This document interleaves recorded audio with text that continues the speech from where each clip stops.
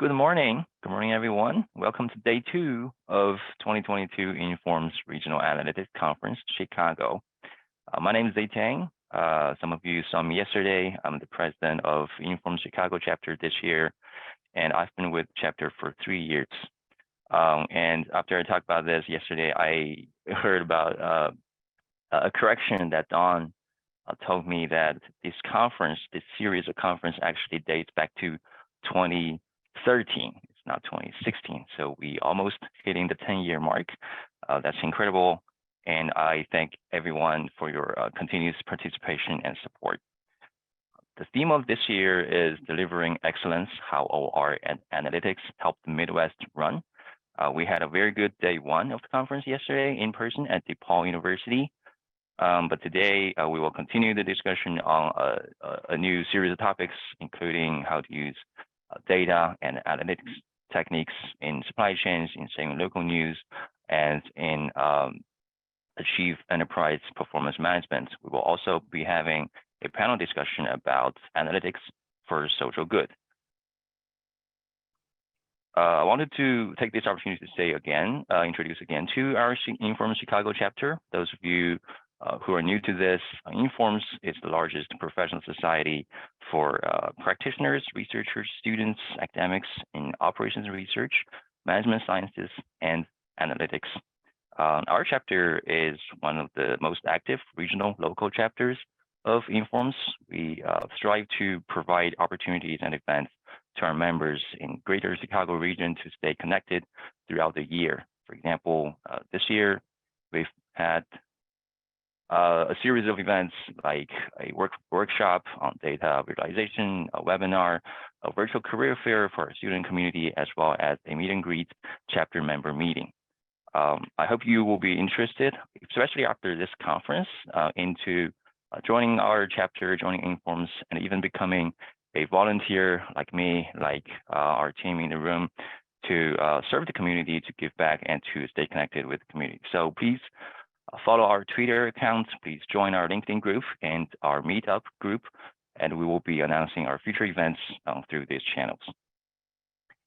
And I want to take this opportunity to thank again our wonderful team who had worked so hard this year to put out this conference. Chris, our vice president, Stina, our secretary, Courtney, our treasurer, and Vinod, Madhuri, our 2 past presidents in 2020 and 2021, as well as Khadija and Ken, who are our volunteer action committee members. I also want to give special thanks to the students organization at DePaul University, the CalStat Business Analytics Organization, KBAL.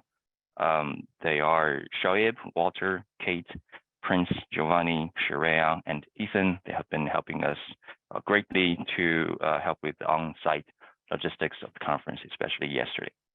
I also want to thank the Informs leadership and the staff members at Informs National Office. Elena, Radhika are with us today. Machik joined us yesterday. Catherine, Liz, Mary, Chelsea, and Tracy, not only for this year, but also for many, many years of your continuous support that makes IRAC a success every year. And we could not be here today and yesterday if not for the generous support of our sponsors. I want to thank you to our diamond sponsor, Informs Analytics Society, our gold sponsor, Innova, and bronze sponsors, DePaul University Department of Management and Entrepreneurship at Drake House College of Business, as well as Birchworks. We will be having an exciting lineup of speakers today, but before we move on to the keynote, I would like to invite Radhika, Dr. Radhika Kukuri, who is the Informs President 2022, as she has a few words to say. So Radhika, I'm handing over to you. Yeah, thanks, Ziteng. Thank you very much for giving me an opportunity to say a few words. And good morning, everyone. It is my immense pleasure to welcome all of you to day 2 of the 2022 Informs Regional Analytics Conference. And as Ziteng mentioned, the chapter's are very important for the Informs membership, and members are the lifeblood of Informs, as we all know. So the regional analytics conferences are very important and relevant in the landscape of the larger Informs set of conferences. And when members think of conferences, the first ones that come to mind are usually the annual ones, like the Informs annual meeting in the fall and the business analytics meeting in the spring. However, it is very important for our members to stay in touch throughout the year, and conferences like this provide an opportunity for industry and academia to get together and learn from each other and to meet and discuss opportunities for our membership. I believe the Pacific Northwest region also has a similar event, but not too many others do this, and we hope to see more of them in other regions as well. So I really applaud the Chicago chapter and the Informs members and others in Chicago and around for organizing this hybrid conference on analytics. You have an impressive history of providing opportunities for sharing, learning, and networking. I'm glad to see that this year's event sets a new record for this regional conference with an attendance, I believe, about 100 or more, which includes both in-person and virtual attendees. The Chicago area's regional conference, as Ziteng mentioned earlier, started in 2013 and has been continuing ever since. Of course, the past couple of years, it was all virtual because of the pandemic. But this year, I'm glad to see that the team is experimented with this hybrid format, and it seems to be going really well.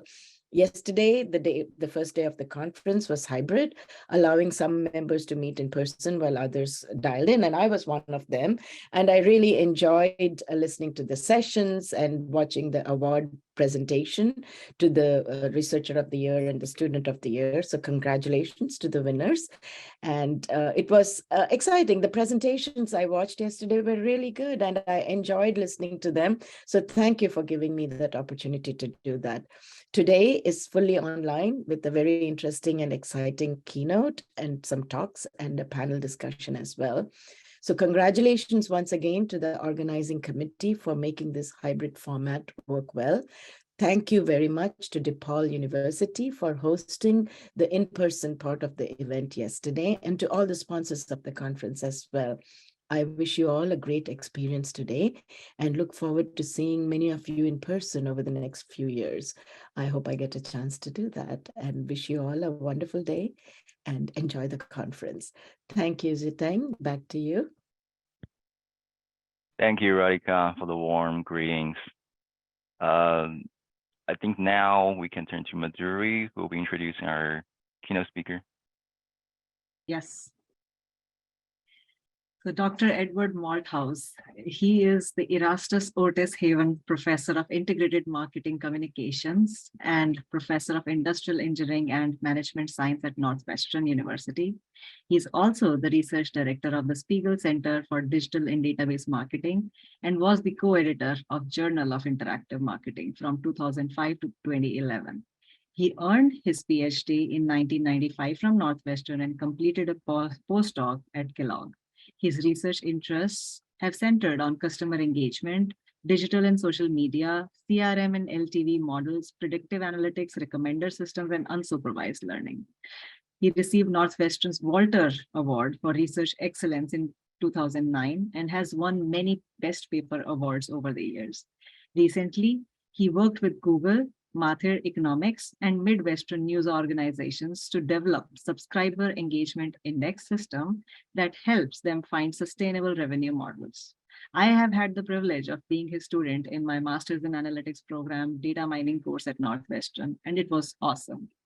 Please welcome Dr. Ed to share how he helped save local news with big data, lifetime value models, and causal inference. Thank you very much for that kind introduction, Madhuri. Let me share my screen here. And sometimes my fan starts to whir, and that's why I have the microphone up here. So if it's better without the headphones, please let me know and I'll remove them. Well, we hear you fine, Ed. Can you see the presentation? I hope Yes. I don't, sometimes it gets swapped around and Yes. I get confused. Yes, I can see All right. it. So it's a huge honor to be with you today, and I would love to get more involved with the Chicago chapter of Informs. So I'm really happy to have the opportunity to tell you about some work that we've been doing over the past 5 years or so. In fact, Khadija was involved in a small slice of this while she was up here at Northwestern. So I know the theme of this is with kind of how OR and analytics can help Midwestern industries. We've worked with a lot of Midwestern companies on this project, as well as others outside of the Midwest. So ranging from the Chicago Tribune to Crane Chicago Business to a lot of smaller papers. We've worked with the Chillicothe paper in Ohio and Quad City Times. And so what I'd like to do is tell you a bit about how we've used OR and statistical methods to help local news create a new revenue model and share with you a lot of the issues that come up in dealing with companies. So you may not have a specific interest in news, but I think a lot of the points that I'll be making apply more broadly, and I hope you'll get ideas from this talk. All right, so I want to start out with the context, and the local news industry is in crisis today. The reason for this is a little complicated. The internet really hurt local news. So for decades, local news had these obscene profit margins with their print advertising. And then when the internet came in, 20 some years ago, they didn't deal with it well. In part, any advertising revenue that was lucrative, some other company came in and figured a way to claim that. So think of eBay and classify ads, or Monster.com with job ads. And so on top of this, the digital advertising was much less lucrative. And so there's a very, very famous saying that newspapers traded analog dollars, so print dollars, for digital pennies. On top of that, they ceded their control over to a lot of the large platforms. So Google and Facebook became the gatekeepers and claim a majority of the advertising revenue. What happened after that was that newsroom employment plummeted. So this was a vicious cycle where the revenues dropped, they cut the quality in the product, and revenues dropped more, and so they're on this vicious cycle to the bottom. Another famous phrase is a ghost newspaper. So these are papers that don't have a lot of reporters or editors anymore. They just shovel in wire stories and hope that people pay for it. There's a very famous news desert project that's out of North Carolina as well as Northwestern now, that documents the decline of this industry. And we've seen serious consequences with this. So if you're getting all your news from Facebook and Twitter, good luck. We have misinformation and fake news is omnipresent.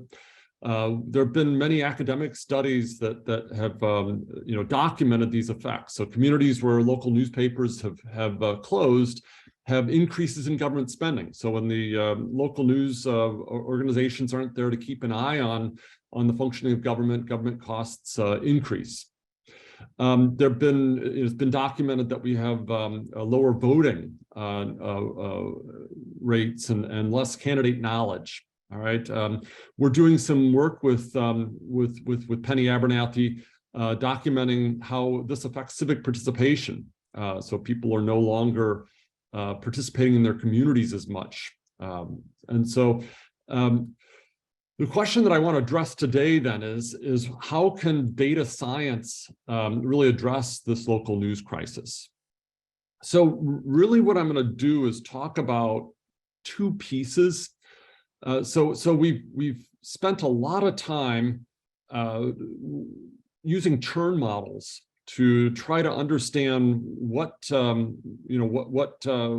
what news organizations can do better as a way of kind of generating ideas and hypotheses for them. And so I'd like to tell you about those models in particular. I also want to talk about what happens downstream. So downstream is looking at the lifetime value of subscribers. And so lifetime value is, think of it as the expected future profitability that you're going to have from a relationship. And so we've done some interesting work around how to optimize lifetime value that I hope to tell you about as well. We did all of this work and then applied for a Google grant, Google Innovation Grant, to take our work more broadly. And so we received that grant and a renewal of that grant to build something called the Subscriber Engagement Index. And so this is a dashboard system that implements a lot of these things that we've developed, but I'm going to talk more about the development rather than just the index. Okay, so that's where we're going to go today. Basically, these two topics. So I want to start out with where things were at when we began this project. So there were a few business intelligence systems out there to help local news. One of the main ones was from the American Press Institute, so API, and they offered this metrics for news. And so the sorts of things that they were doing was tracking, well, how many page views do you have today? What is the average read time of articles? How many social interactions do you have and the mobile views? Google had a similar product that I'm going to argue is a little bit better, but and the reason it's better is what was missing from the previous page was any focus on sessions, whereas Google actually had the foresight to realize that sessions are important. But then they also track things like page views and session duration and these sorts of things. So these systems are important, but I think they raised a lot of questions. So these were all kind of born out of the past. So the past being a situation where enterprises derived a majority of their revenue from advertising. And as we saw earlier, advertising dried up. So it wasn't sustainable. And so we really need to rethink, what metrics should we be tracking if your goal is not to serve the advertiser, but to serve the subscriber. That's a really important shift. It used to be that news organizations' main customer was advertisers and readers were the product. They were selling their attention to advertisers. News organizations had to shift from that mindset to one where the subscriber is the most important stakeholder in this, and advertising may be a piece of this. All right. So why these metrics? Why not other ones? Many metrics measure the same thing. There's huge correlations between a lot of these things that they were tracking. There was no kind of solid rationale for this. And then another kind of profound question, in my view, was, should you be optimizing for non-paying subscribers? So these dashboards track all visits to the website, assuming that you could monetize, these through advertising. But what if that's not the case? All right. So these are some of the issues that we had to address. So I want to kind of start out with a roadmap. I'm a very visual person, and this roadmap is a framework for the way to think about this new paradigm for local news. So rather than relying on advertising revenue for the lion's share of the revenues, they really needed to diversify their revenue sources. And so we've been pushing. You've got to develop reader revenue, and so that's where I'm going to be focusing my efforts today. With that said, There's a lot of other experimentation going on with getting grants from major donors and foundations. There's they need to get back into events, and so I'm not going to focus on that part today. But let's unpeel this onion of reader revenue. So where does reader revenue come from? It comes from retaining subscribers. All right. So the first thing that we need to do is to understand how to do that, which means we're going to need survival analysis models to understand what is driving retention versus churn. All right, now I'm going to kind of jump ahead to some of the findings that we had, and so one of the main findings is that regularity of reading. So regularity reading is how often people read, is a mediator. Okay, so this is kind of the most predictive variable of retaining a subscriber is how often they read, or at least the most of actionable variables. Other things like customer tenure also predict this, but that's not something you have direct control over. Okay, so we're going to treat regularity as a mediator. Now then, how do you get people to read regularly? Well, we need to unpeel this onion further, and there's two pieces that news organizations can control. They can control the sorts of content they create, and they also have control over the user experience, and they need to pay attention to both of those. Okay, so let me now kind of dig deeper into this framework. So the way we started this was a trial with 4 large news organizations. So Chicago Tribune and Indy Star, the 2 Midwestern ones. We also had 12 small market papers, so Richmond, Indiana, Chillicothe, Ohio, as well as San Francisco Chronicle and Long Island Newsday. Now, we asked them to do something that was very hard for them, and I suspect a lot of you will be able to relate to this. We asked them to join data from 2 different silos within their organizations that they hadn't thought to join before. And so what were these silos? Well, they have clickstream data, records of every click that readers make on their sites and other devices, with the payment data. So the payment data is for subscribers, and so kind of a big innovation here was linking this to financial outcomes. What are subscribers willing to pay for? Again, that was a very hard ask for them. It was kind of a surprise to me as an academic. Oh, it should be easy to join your payment data with your clickstream data. Most of them hadn't thought to do that, and none of these other platforms were doing that at the time. Then we started making even more difficult asks, like can you join this up with for example, newsletters? Well, it turns out newsletters are managed by a completely different side of the company. Often it's outsourced to a vendor, and that was another really hard ask that most companies couldn't do. So like lesson 1 here was the difficulty in getting good data. All right. So having done this, these data sets were very large. We had, one of these data sets was 13 terabytes. That was the Tribune, absolutely massive. It took us weeks to just read it in and clean it up.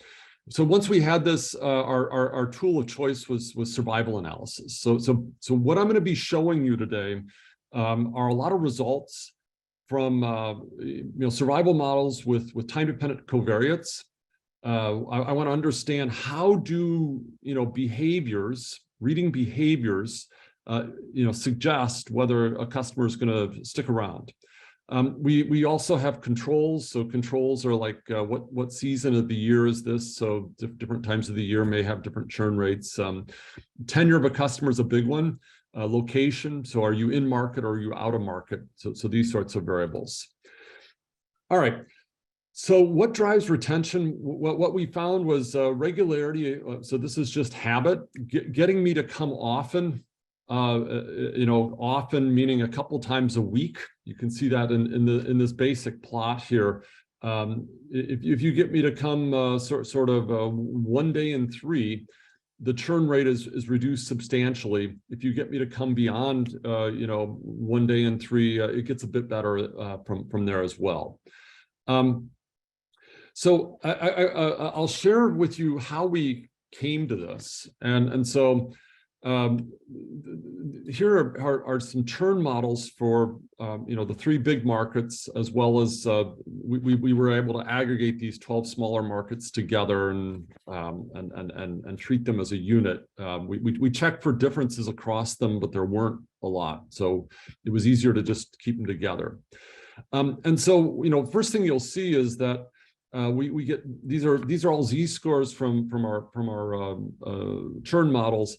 Very large negative coefficients for regularity, indicating the more often that people have sessions, the lower the churn rate.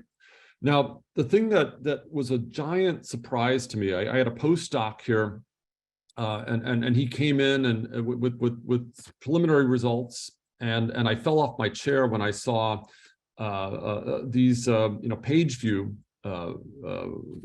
metrics or slopes, and so I told the postdoc, these models can't be right. Go check your work. and he came back and said, no, these are right, and he's a very good postdoc. But what happens was page views are actually positively associated with churn, and it took me a long time to trust this. And so I started to question, well, why would more page views be associated with a higher likelihood of churn? And so what we've done a lot of work earlier. So we wrote a book on media engagement, where we've done interviews and a lot of surveys trying to understand how media contribute to people's lives. And one of the things that we hardly focused on at all in our book was disengaging experiences, although it came out in our qualitative and in the surveys. And so one of these was the ad interference experience. All right, so what I'm trying to do here is trying to figure out, well, why would those more page views be associated with churn? And a hypothesis is maybe advertising is driving them crazy. And so I'm not going to pick on any of the papers that were in our study. I'll pick on some nationals here. You go to the Washington Post, and you had this flashing yellow thing distracting me.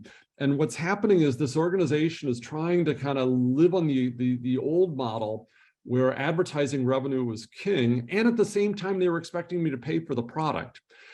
This was an ad that I saw in the New York Times. So I go to the New York Times after paying a lot of money for their subscription, and what happens? I get a cover-up ad for Christie's that is completely irrelevant to me.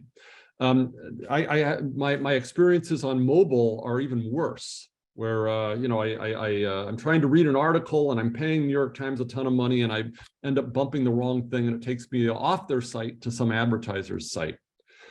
All right, and so one of my PhD students noticed in the data that they'd given us a variable that would allow us to test this. So that variable was the person using an ad blocker?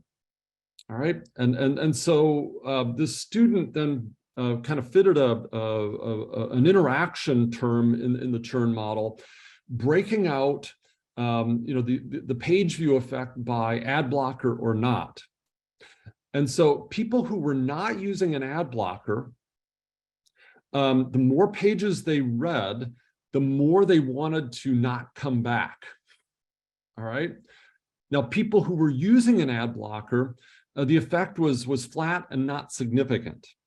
All right. So I thought that was a really good piece of detective work from this student to figure this out.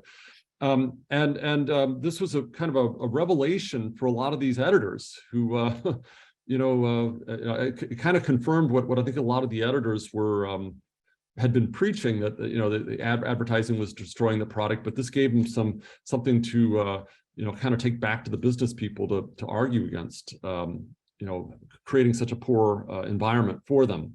And so what we saw after that were experimentation with ad light. So maybe you want to pay more money for your subscription to have a lower amount of advertising. The way you have Spotify and Netflix, you can pay to not have ads. All right. Another hypothesis. I'm trying to explain why would more page views drive you away. And so Bob Picard is a kind of a famous media economist, and he'd been writing about how you got to cover differentiated stories, things that make you unique. Don't just shovel in wire stories. So he talks about providing a food section that pales by comparison to the content of food magazines or cooking shows is not going to create value for readers. Christy McVie just died a couple days ago. I was a big Fleetwood Mac fan, and I Googled Christy McVie, and you end up with story after story after story, all telling you the same thing. It's not differentiated content. So, with this is kind of a hypothesis of people who read a lot of just commoditized content that they can find anywhere are going to be more likely to churn. So if all I'm doing is I go to the paper and I read a bunch of stories that I can find on CNN for free. I heard about it on NPR on the way up today. I can get it anywhere. Then I'm going to be more likely to churn. Why am I paying for something that I can get for free versus if I'm reading the differentiated stories? So if you have stories about what's happening in City Hall, what the local Little League team or a college, high school team is doing, those are differentiated stories. So our measure of differentiated was not perfect. We were kind of using tags of the stories. But we largely, we're able to support this hypothesis where the more differentiated content, meaning local content that I read, the less likely I am to churn. Commoditized doesn't always drive you away. In some markets, it does. In some markets, especially the smaller ones, it's like in the smaller places, people still treat the local newspaper as their window to the world. So they go there expecting to read these national stories. So things don't always work out as you expect. Okay. I'll just briefly show you where we've taken this with the Google grant. So we now have over 100 news organizations giving us their data. We fit these churn models automatically, and so a news organization can come in and understand what specific areas of their content drive retention and churn. And by the way, this varies quite a bit across market, where another surprise to me was professional sports doesn't do that well unless you have a professional sports team in your market. I mean, I grew up in a smaller place in Illinois where Cubs were religion there, but that was just I guess in my household. Reading about the Cubs is no longer helping you in a lot of small markets. All right.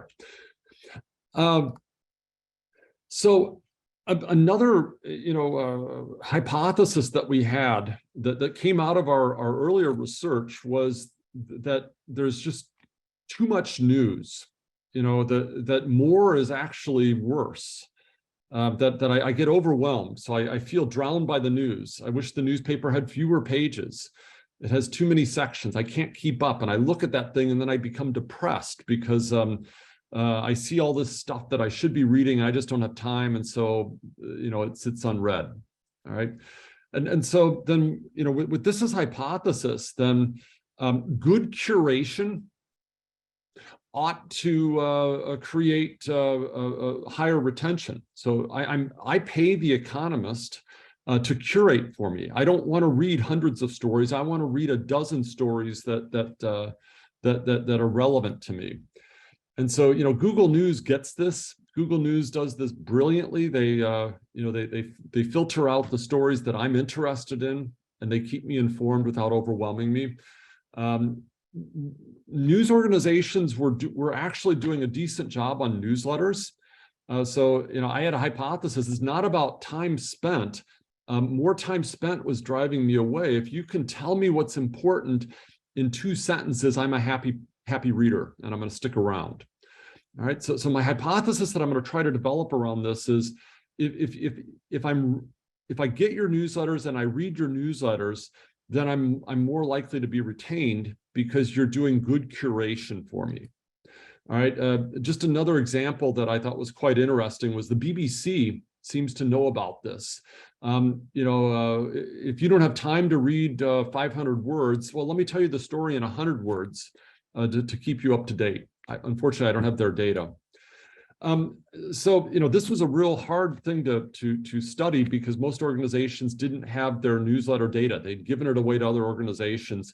One organization actually did, and it was partially supported. So people who read this local list of what's happening in their community read more often, and their churn rates were lower. All right, but not all sections. So entertainment to me and politics strikes me as commoditized. I'm going to get that from cable news and other sources. If I got newsletters on those topics, it was actually making me want to read less.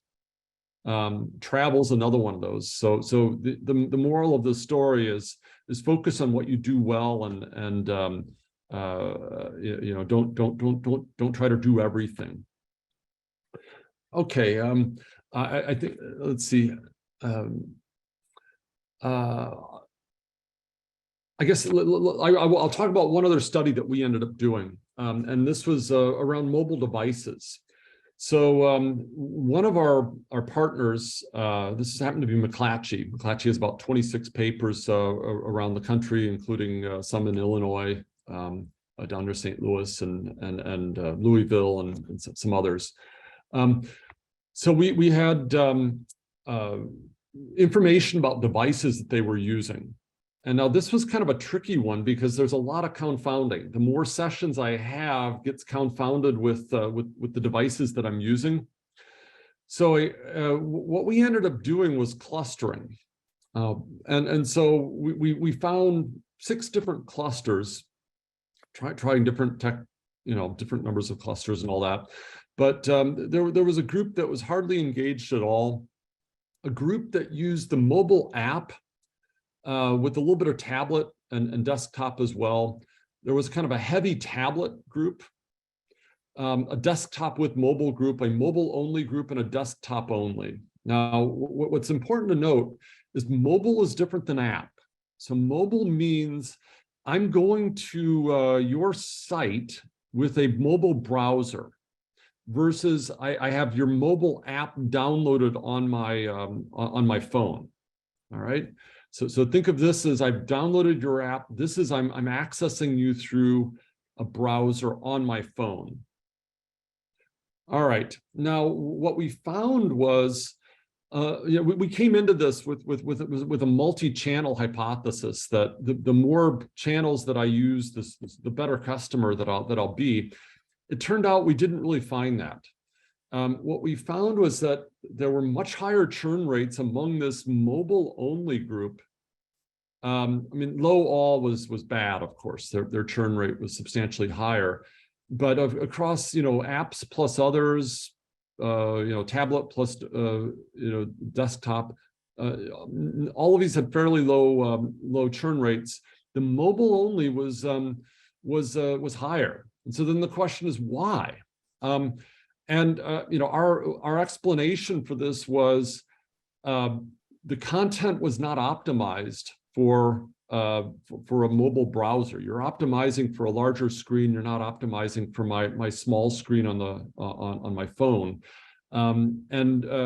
With the app, it had actually been optimized for that. So it was a bad experience. We took this to the company, and they kind of said, yeah, we agree with you that our browser experience is not very good. So this was kind of a surprise to us, just kind of showing how these sorts of exploratory analyses can provide clues. All right, so this was a wonderful finding because it was completely actionable. Drive people to the app, drive people to adopt the app, or improve your browser experience, mobile browser experience. All right. Let me move on to. I'll just show you a few more pages from this Google dashboard. We allow you to track your progress through this funnel and the relevant metrics rather than just a bunch of metrics that were born out of an advertising world. All right, how much time do I have left? You have about 12 more minutes, including the Q&A. All right, I'll do this fairly quickly then to allow some time for Q&A. The next thing we wanted to do was to focus on downstream. So everything that I've shown you so far, back to my roadmap, was how do I get retention? And what was important was realizing that this habit formation and regularity is a mediator. And then we found all sorts of things that content and experience that would drive this. Now I want to focus on the downstream part of this, which is how do I develop this reader revenue? So there's a well-established literature on lifetime value models, and the lifetime value models. One of the kind of key points is retain your customers, and so the reason for this is you can think about the time until churn has a geometric distribution. Geometric distribution is mean 1 over 1 minus the retention rate. So if I have a 90% retention rate, if I keep 90% of my customers each month, I expect a customer to be around 10 months. Versus, if I could bump that up to 99%, I expect them to be around 100 months. Right? So this curve is extremely sensitive when you're up in the high 90s. Small changes in retention rate will mean a large change in lifetime value. All right. So lifetime value is a little bit more involved than just the expected time of cancellation, because we consider the cash flows that you derive each month. So let's say you have a $10 net cash flow. So that's subscription revenue minus relevant costs. And then we're going to discount these back to today's dollars. And so the CLV curve is very similar to this expected number of payments. It's extremely sensitive out on the right end of this scale. All right. So what we wanted to do was to figure out how to optimize lifetime value for news organizations. And so I came up with, I think this picture is worth 1,000 words. This basically shows the life cycle. And so, organizations add, registered users. So maybe I sign up for a free newsletter. And then that's like a first date. You have the opportunity to develop a relationship with me. They also can acquire me as a subscriber straight on. Many of these registered users will convert. We have new subscribers who have, let's say, a trial rate. Eventually, that trial rate is going to get increased, and they'll become established customers. We have another segment, which is going to be this at-risk group. So these are people who are paying you, but they're not reading the product. So they have 2 or fewer days of reading per month. This is the cutoff we drew. And then eventually they churn. And so then the question is, what do I need to do to maximize these green arrows? So revive my churn subscribers, reactivate these at-risk subscribers, bring in new customers, and minimize the red arrows. All right, so that's going to be the question. So we modeled this as a Markov chain. So here is our Markov chain, where you've got your registered users, your new users. Each period, customers can either stay in this state of the Markov chain, or they can transition to another place. And so some of these transitions are good ones, like getting a new customer to be an established customer who's paying you full rate. Some of these arrows are bad, like having an established customer churn. There was a wonderful paper by Phil Pfeiffer and Robert Caraway back in 2000 that talked about using Markov chains to model the future value of a customer. We've extended this by allowing for these flows into the system. So new customers being added to the system each month. Okay, so let me kind of show you another screenshot from the thing we developed for Google. And so what you can see are projections over the next 3 years. So you can run this Markov chain 3 years into the future and project your revenues and your subscriber counts. But then we also provided sliders where people could do a what if analysis. So what if I increase spending on customer acquisition? So we'll go from acquiring 2,000 customers each month to 2,500 customers each month, and then you can see what that portends for the future with this system. And so this was a very basic change a parameter in your Markov chain and then report what happens. But what we ended up doing was wanting to take this a step further, which is really optimizing this. Okay, so a similar concept to lifetime value is customer equity. So customer equity is the sum of the lifetime values of the customers in some system. And we're going to tack on and those acquired in the future under a certain acquisition strategy. Okay, so for example, customer equity was used to evaluate, what is Amazon's database worth? The stock price was way over what you would expect, and their claim was, well, we have all these customers who are going to buy from us in the future. That was a customer equity argument. Okay, so we're going to assume that the newspaper can affect two things: the acquisition counts, so they can go do more acquisition campaigns to acquire more customers. They can invest money in acquisition, or they can invest money in retention. So these are the transition probabilities in that Markov chain that I was showing. So, I can introduce a newsletter. I can reduce my advertising clutter, and that would increase these transition probabilities in a desirable way. All right, now we're going to make a big assumption that they're going to hold their campaign constant into the future. So they're always going to acquire, say, 2,000 customers a month. All right. Now I want to maximize customer equity over these, my acquisition spending. That's going to be a decision variable, as well as what do I spend on this, and how do I do this? I'll use gradient descent.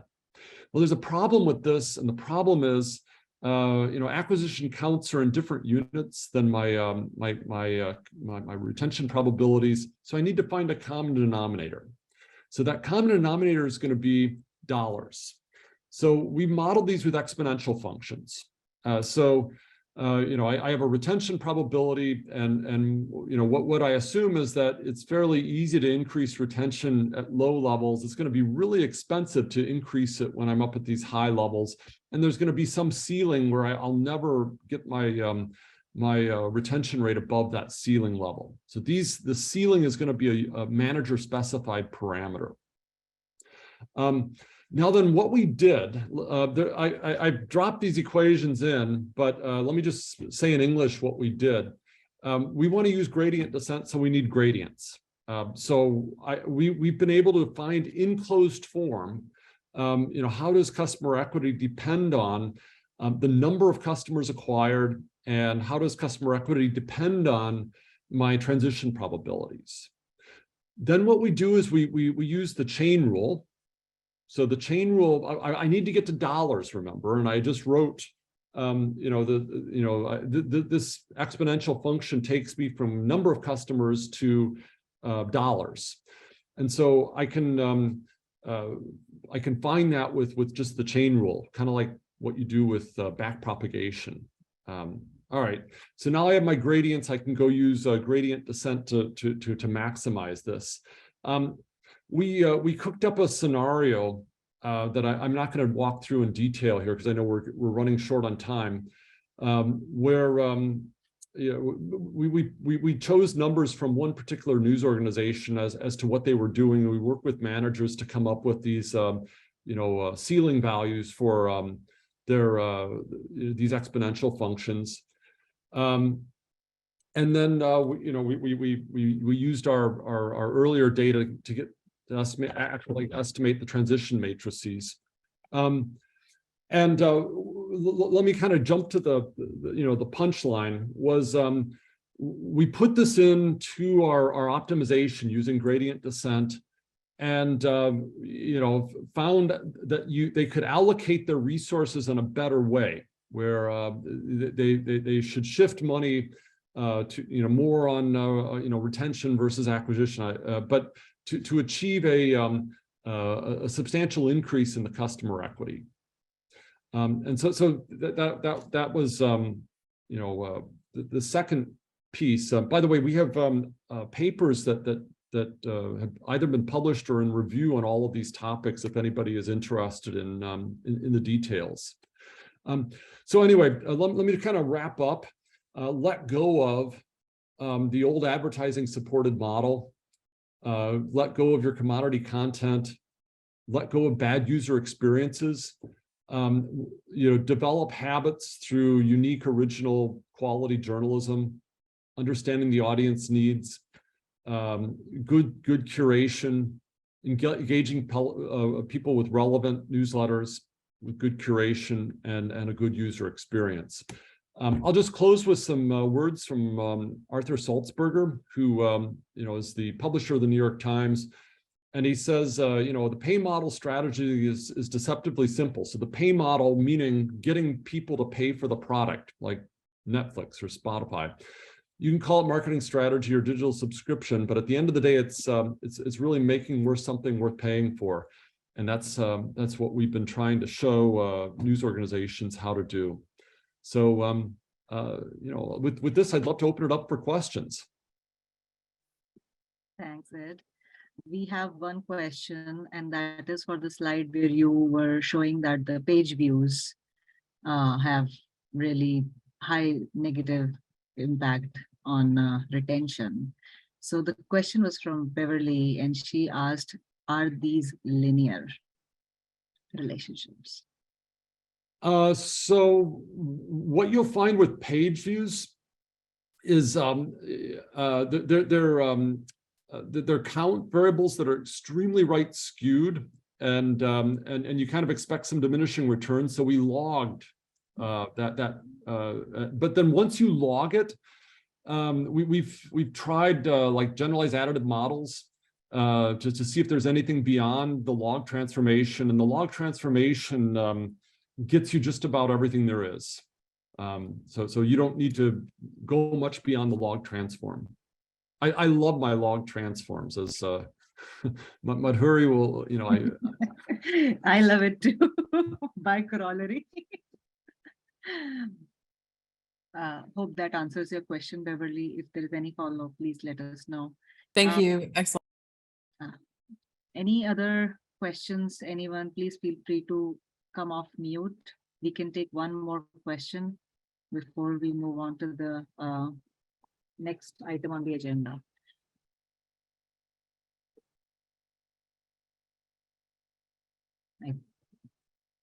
I think. Ask a question if there's Yes. no question. Go Hi, ahead. Ed. Good to see you again. Yeah, likewise. Do you see any sort of effect of demographics on the churn and the other things that you look into?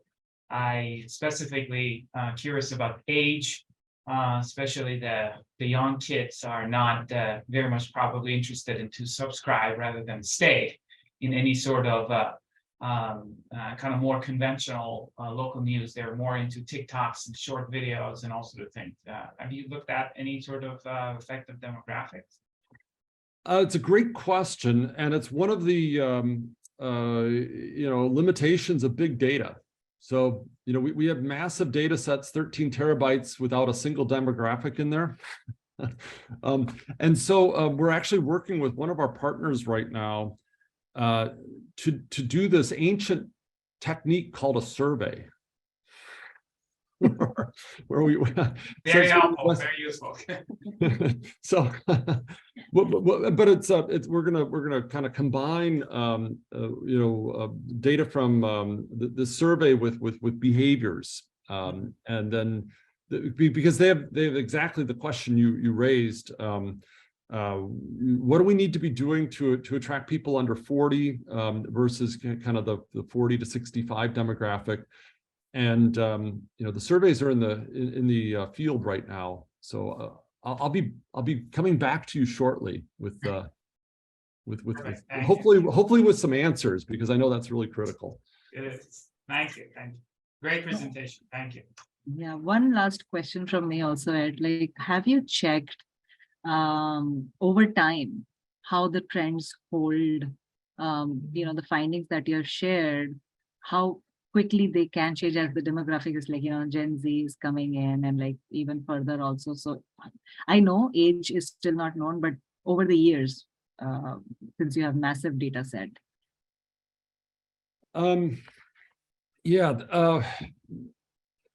So COVID was a very disruptive, I used to call it that way, disruptive time, because everybody needed information. And so what happened was there were fivefold increases in page views during the beginning of COVID. And then right after that, you had all the Black Lives Matter stuff, and you had the the elections that year. And so, the page views and subscriptions just went through the roof. And then the big question was, would they hold on to it? So we just published a kind of a short piece on our website that looks at what's happened to subscription now that COVID has died down. And contrary to a lot of narratives in the press, we're not seeing huge drop-offs in subscriptions post-COVID, which is like I won't say it's great news, but it's good news for the industry. And so the subscription rates are kind of flat, but at least the floor hasn't dropped out the way a lot of people predicted. And so our tool allows news organizations to track things over time. I believe that's really important. It's one thing to know where are you at today, but is that number going up or down? Is it going the right direction or is it going the wrong direction? That's going to inform different strategies, and so kind of having those time plots is important. And we're not seeing the floor drop out. It's a short answer. Thanks, Ed. Please look at the chat and respond to another question. We will now have to move on with our agenda. Thanks a lot. It was a great presentation. Thank you for having me. Thank you, Madhuri and Ed, for a wonderful keynote. We will be now going on a very short break, and we'll come back 11:05 Central Time, which is essentially 5 minutes. I would love to stay around, but I have to go to a promotion and tenure meeting now. Thank you so much for joining us, Ed. Okay, we'll see everyone in 5 minutes. Hi, everyone. Welcome back. Before we start the next session, we are very pleased to be joined by Dr. Elena Gertzman, who is the Informs Executive Director. Unfortunately, her schedule is a little bit dynamic today, but she sends a video recording of her message, and I will play that recording right now. Okay, quick question. Are you an Informs member? Answer is yes or no. Okay, now when you think about the 8 billion people in this world, the answer is either yes or no. There's either Informs members or they're not Informed members. That's how I view the world, and that's what I want to talk to you a little bit about today.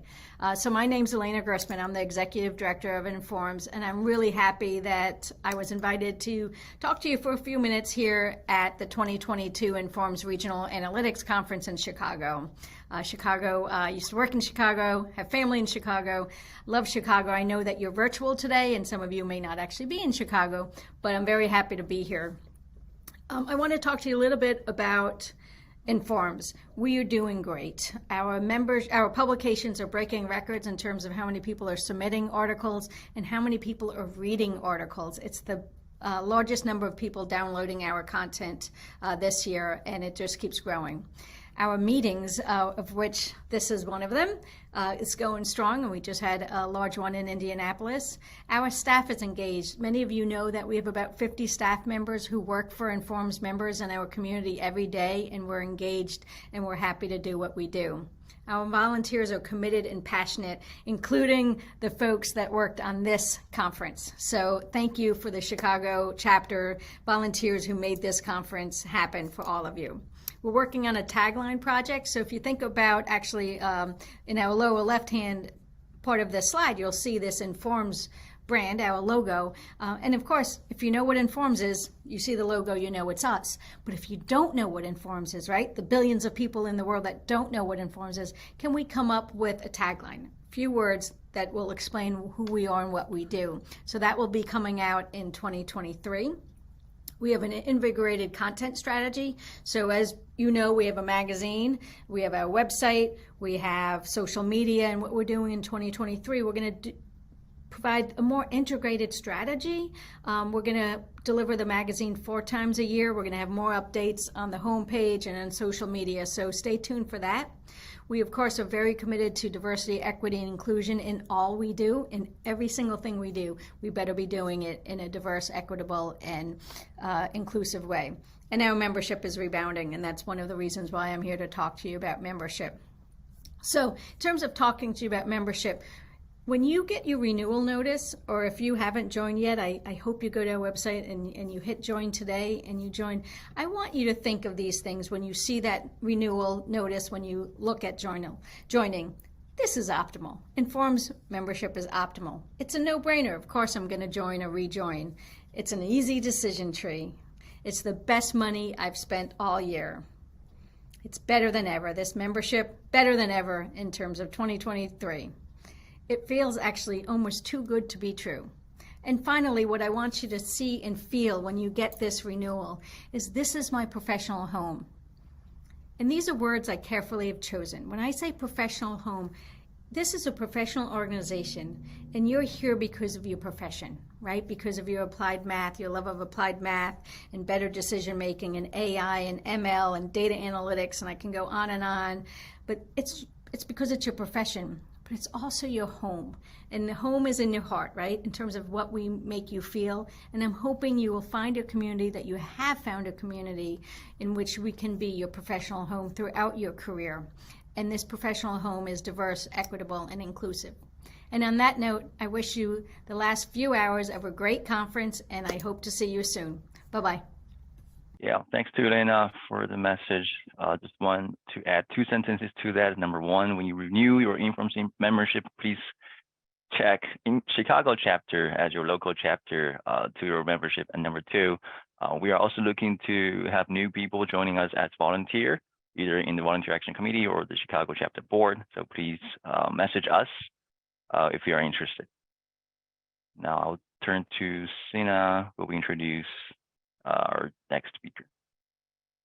Hello, everybody. Good to see you again. I don't want to take up more time from Polly's presentation. I know that you're waiting for that. So it's my great honor and pleasure to introduce to you our next speaker, Polly Mitchell-Guthrie. She is the VP of Industry Outreach and Thought Leadership at Kinaxis, the recognized leader in digital supply chain management for concurrent planning.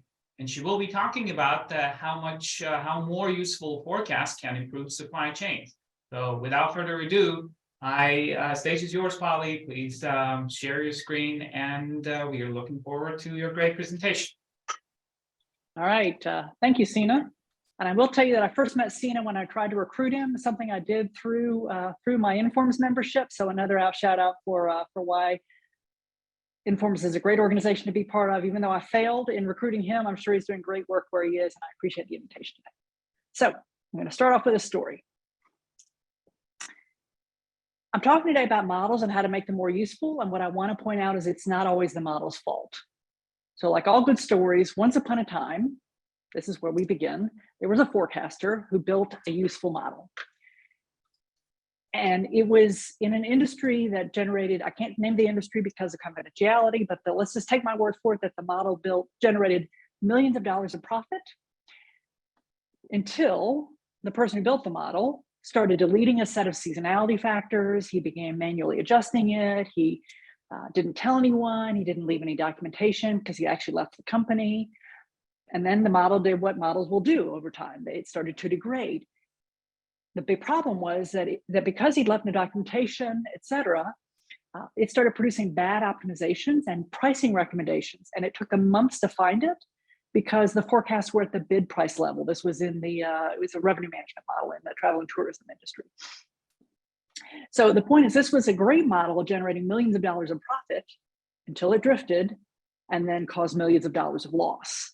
And so my point is that the model may get the blame, but this was a good model. It's other gaps that are part of the problem, and that's what I'm going to talk about today. And I am drawing some inspiration from the famous model by paper by George Box, which I would highly recommend you actually read the whole paper, not just the quote that you probably are familiar with, that all models are wrong, but some are useful.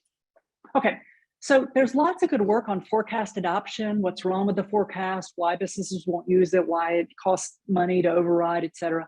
I'm not going to talk about that. I'm actually going to give you more of a buffet talk today. So I'm going to zoom out to the bigger picture and highlight 3 gaps I see. One is not understanding what the role of forecasting is. Second, failure to follow good analytical process. And third, the lack of robust information. Let me jump right in. I'm not going to tell you anything more about myself other than I'm a longtime Informs volunteer and a big advocate, so I second everything Elena said. What I am going to say just briefly is that I work about my company, Kinaxis. We make supply chain planning and execution software. And the only reason I'm telling you this slide, it's not meant to be a commercial. It's meant to tell you kind of a bio of my company in terms of where I'm coming from, which is that we work with big brand name companies you've heard of across multiple industries. And the point of them being big is that even though we work with very mature, large, sophisticated companies, they still struggle with their forecasts. Also, I wanted to point out that several of these we have a very solid footprint in the Midwest. You can see companies you probably recognize like Chrysler, Ford, Lippert, Procter & Gamble, Herman Miller, Johnson Outdoors, Guardian Industries, Lubrizol, Scotts Miracle-Gro. So we do have a good footprint and spend time in the Midwest. Okay, let me talk about the gap. First gap, not understanding what the role of forecasting is. So again, I'll refer to the Box quote, the Box paper rather, and I really like what he says here, which is essentially the point of a model is to simply express what's going on in whatever system we're trying to address. And the reason I think that's so important is that we're trying to describe it simply, but ultimately a model is really only an input into making a decision. It's never meant to be perfect. It's an estimate, but we forget this and people get fixated on the number instead of remembering that a model is just an input into making a decision. We still actually have to make the decision. And of course, people like Kahneman and Tversky have shown us all kinds of ways that we're irrational in that. But the point is that we shouldn't fixate on the model. Not only is the model itself only ever meant to be an estimate, as a good statistician would always tell us, but not all forecasts matter equally. And then there are other issues that happen, like incentives that are misaligned in organizations. I would strongly recommend this excellent paper by Robert Files and Paul Goodwin, who I had the good fortune of meeting this summer after I had already regularly been quoting this particular paper. So lots of issues with forecasting and its role. One of the big problems in recent times is what these academics here at the top have labeled algorithm aversion. And in summary, algorithm aversion is this idea that in experiments, what they found is that people were more willing to forgive what they perceived as error on the part of a human than error on the part of a model. Meaning that if a human made an error, built the model and made an error, they thought that they could explain it away. Well, this was why the model went wrong. If there was an unacceptably high error in the forecast, they thought the model was wrong. Going back to Box, that the model was not expressing the underlying characteristics well, the model was wrong, the modeler didn't understand, the people know better. And what this really gets at is this Woolsey-Swanson rule, which I love, another good quote from two longtime Informs members. They said people would rather live with a problem they cannot solve than accept a solution they cannot understand. And this really gets at this. So the problem, the risk of algorithm aversion is when people don't understand, they won't trust the model, they won't use it. As one of the CPG executives we work with, another big brand name company said to us flat out, they wanted machine learning from us, but they said it will not work without interpretability. Now, not only is interpretability important, but one of the things I want to say to this audience is that, as Elena said, choose your word for the flavor of math you do. But if you're a forecaster, a data scientist, an analytics person, whatever you call yourself, trusting the box, and I have an unintentional box theme in this talk, but in this case, I mean whatever system is generating the forecast. Trusting the box requires whoever made that forecast, the forecaster, to invest in building trust with the rest of the organization. So that's critical. Now, the flip side of algorithm aversion is what I've labeled algorithm aspiration. And I see this all the time. I see companies that regularly come to us. Remember, I said we work with big brand name companies, big mature companies. Many of them still are not even doing statistical forecasting. And they say, can we just leapfrog that? Can we just skip that part and go right into machine learning? And of course, there's all kinds of reasons why that's a poor decision, but I think what it embodies is that they believe machine learning can fix everything. They think it can right the wrongs of models. If the model's always wrong, well, if we only added machine learning, the model would be righter. And so they think that will help. The adoption rate of machine learning in supply chains is currently low. Depending on what study you look at, the best estimates I've found are anywhere from 12 to 17%, but there's a high prediction of adoption rate significantly scaling up. And some of that is this belief that algorithms will fix everything. So we need to watch out for both the aversion and the aspiration, as well as understand what the point of a forecast is. Gap 2, failure to follow good analytical process. I love this paper. I said this was a buffet talk. I'm going to suggest you go back and get a second helping of this paper here. It's a NeurEPS paper that Google gave several years ago, and I think it is brilliant. What you're seeing here, here's my box theme again, is a bunch of boxes. And these boxes represent what it takes to build a machine learning model and bring it into production. And the thing I really want to emphasize is you'll see all kinds of things that are having to do with infrastructure and data and automation. And what I want to point out that you can't even read, so I have to highlight it for you, is the math. All these boxes take up a lot of room and space, and the math is only a small part. And that's why I like to say that the math is not the end of the line. So I said I've been very involved in the Certified Analytics Professional Program. If you're not familiar with it, I highly recommend you take a look at it. These 7 domains here are the 7 domains of analytical process from the job task analysis that is core to any certification program.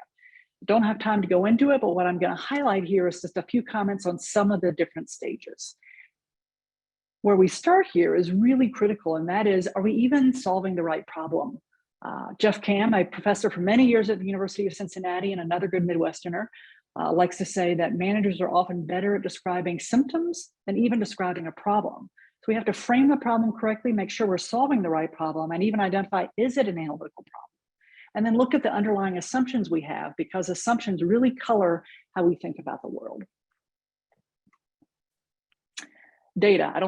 Hopefully I don't need to convince anybody here on the importance of data. And what you'll see is that data comprises the most significant, these percentages here are from the job task analysis that shows you how much time estimate here, big emphasis on estimate, an analytical person would spend on each of these steps. You can see data comprises the biggest step. I don't have to convince you that data is a critically important step.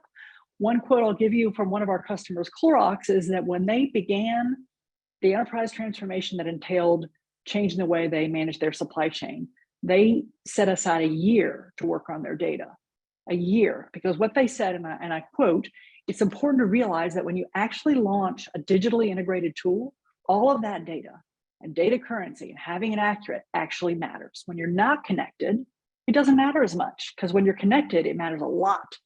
So we took a year to really go check our data, make sure it was clean, and do the configuration for our businesses. Because the point is that if you have bad data and you have a connected supply chain, you've suddenly propagated errors. Data is super critical. I like this quote from Harry Mantelis, who leads is a supply chain leader in Europe at a fragrance company. And essentially what he's saying, and this goes back to the role of this audience, the analytical people in the virtual room here, is that not only is data important, but it's really important to talk to the business, because the business is the one that understands what that data means. In other words, I love his line that they can turn the numbers into stories. It's really important to understand the business context around the data, and you're reliant on the planners to help you do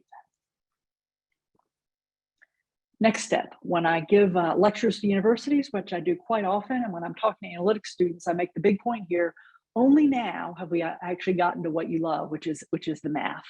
And so it's not the biggest part of the process. Again, another great line from this box paper. Two things he said here that I really want to highlight.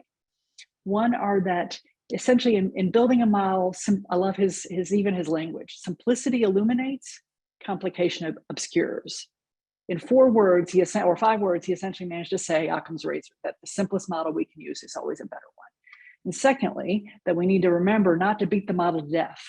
Spending more time trying to get a better model is, as he put it, an endless road. It's not practical, and it's not where we need to spend our time. And finally, the last stages here, I think, kind of go together: deployment and model lifecycle management. So the story I told at the beginning about model drift is an example of model lifecycle management. I think that really illustrates what can go wrong there. I want to focus on deployment. I've seen models my teams themselves have built that didn't get deployed because IT wasn't brought in, the systems we assumed were there weren't there, et cetera, et cetera.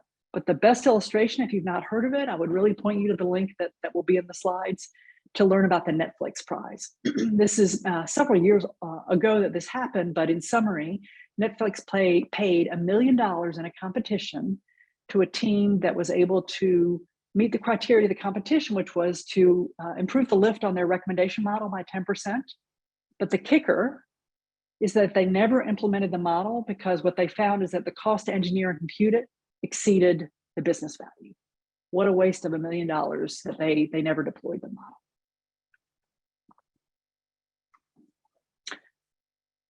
Finally, I want to talk about the third gap, and that is the lack of what I call robust information.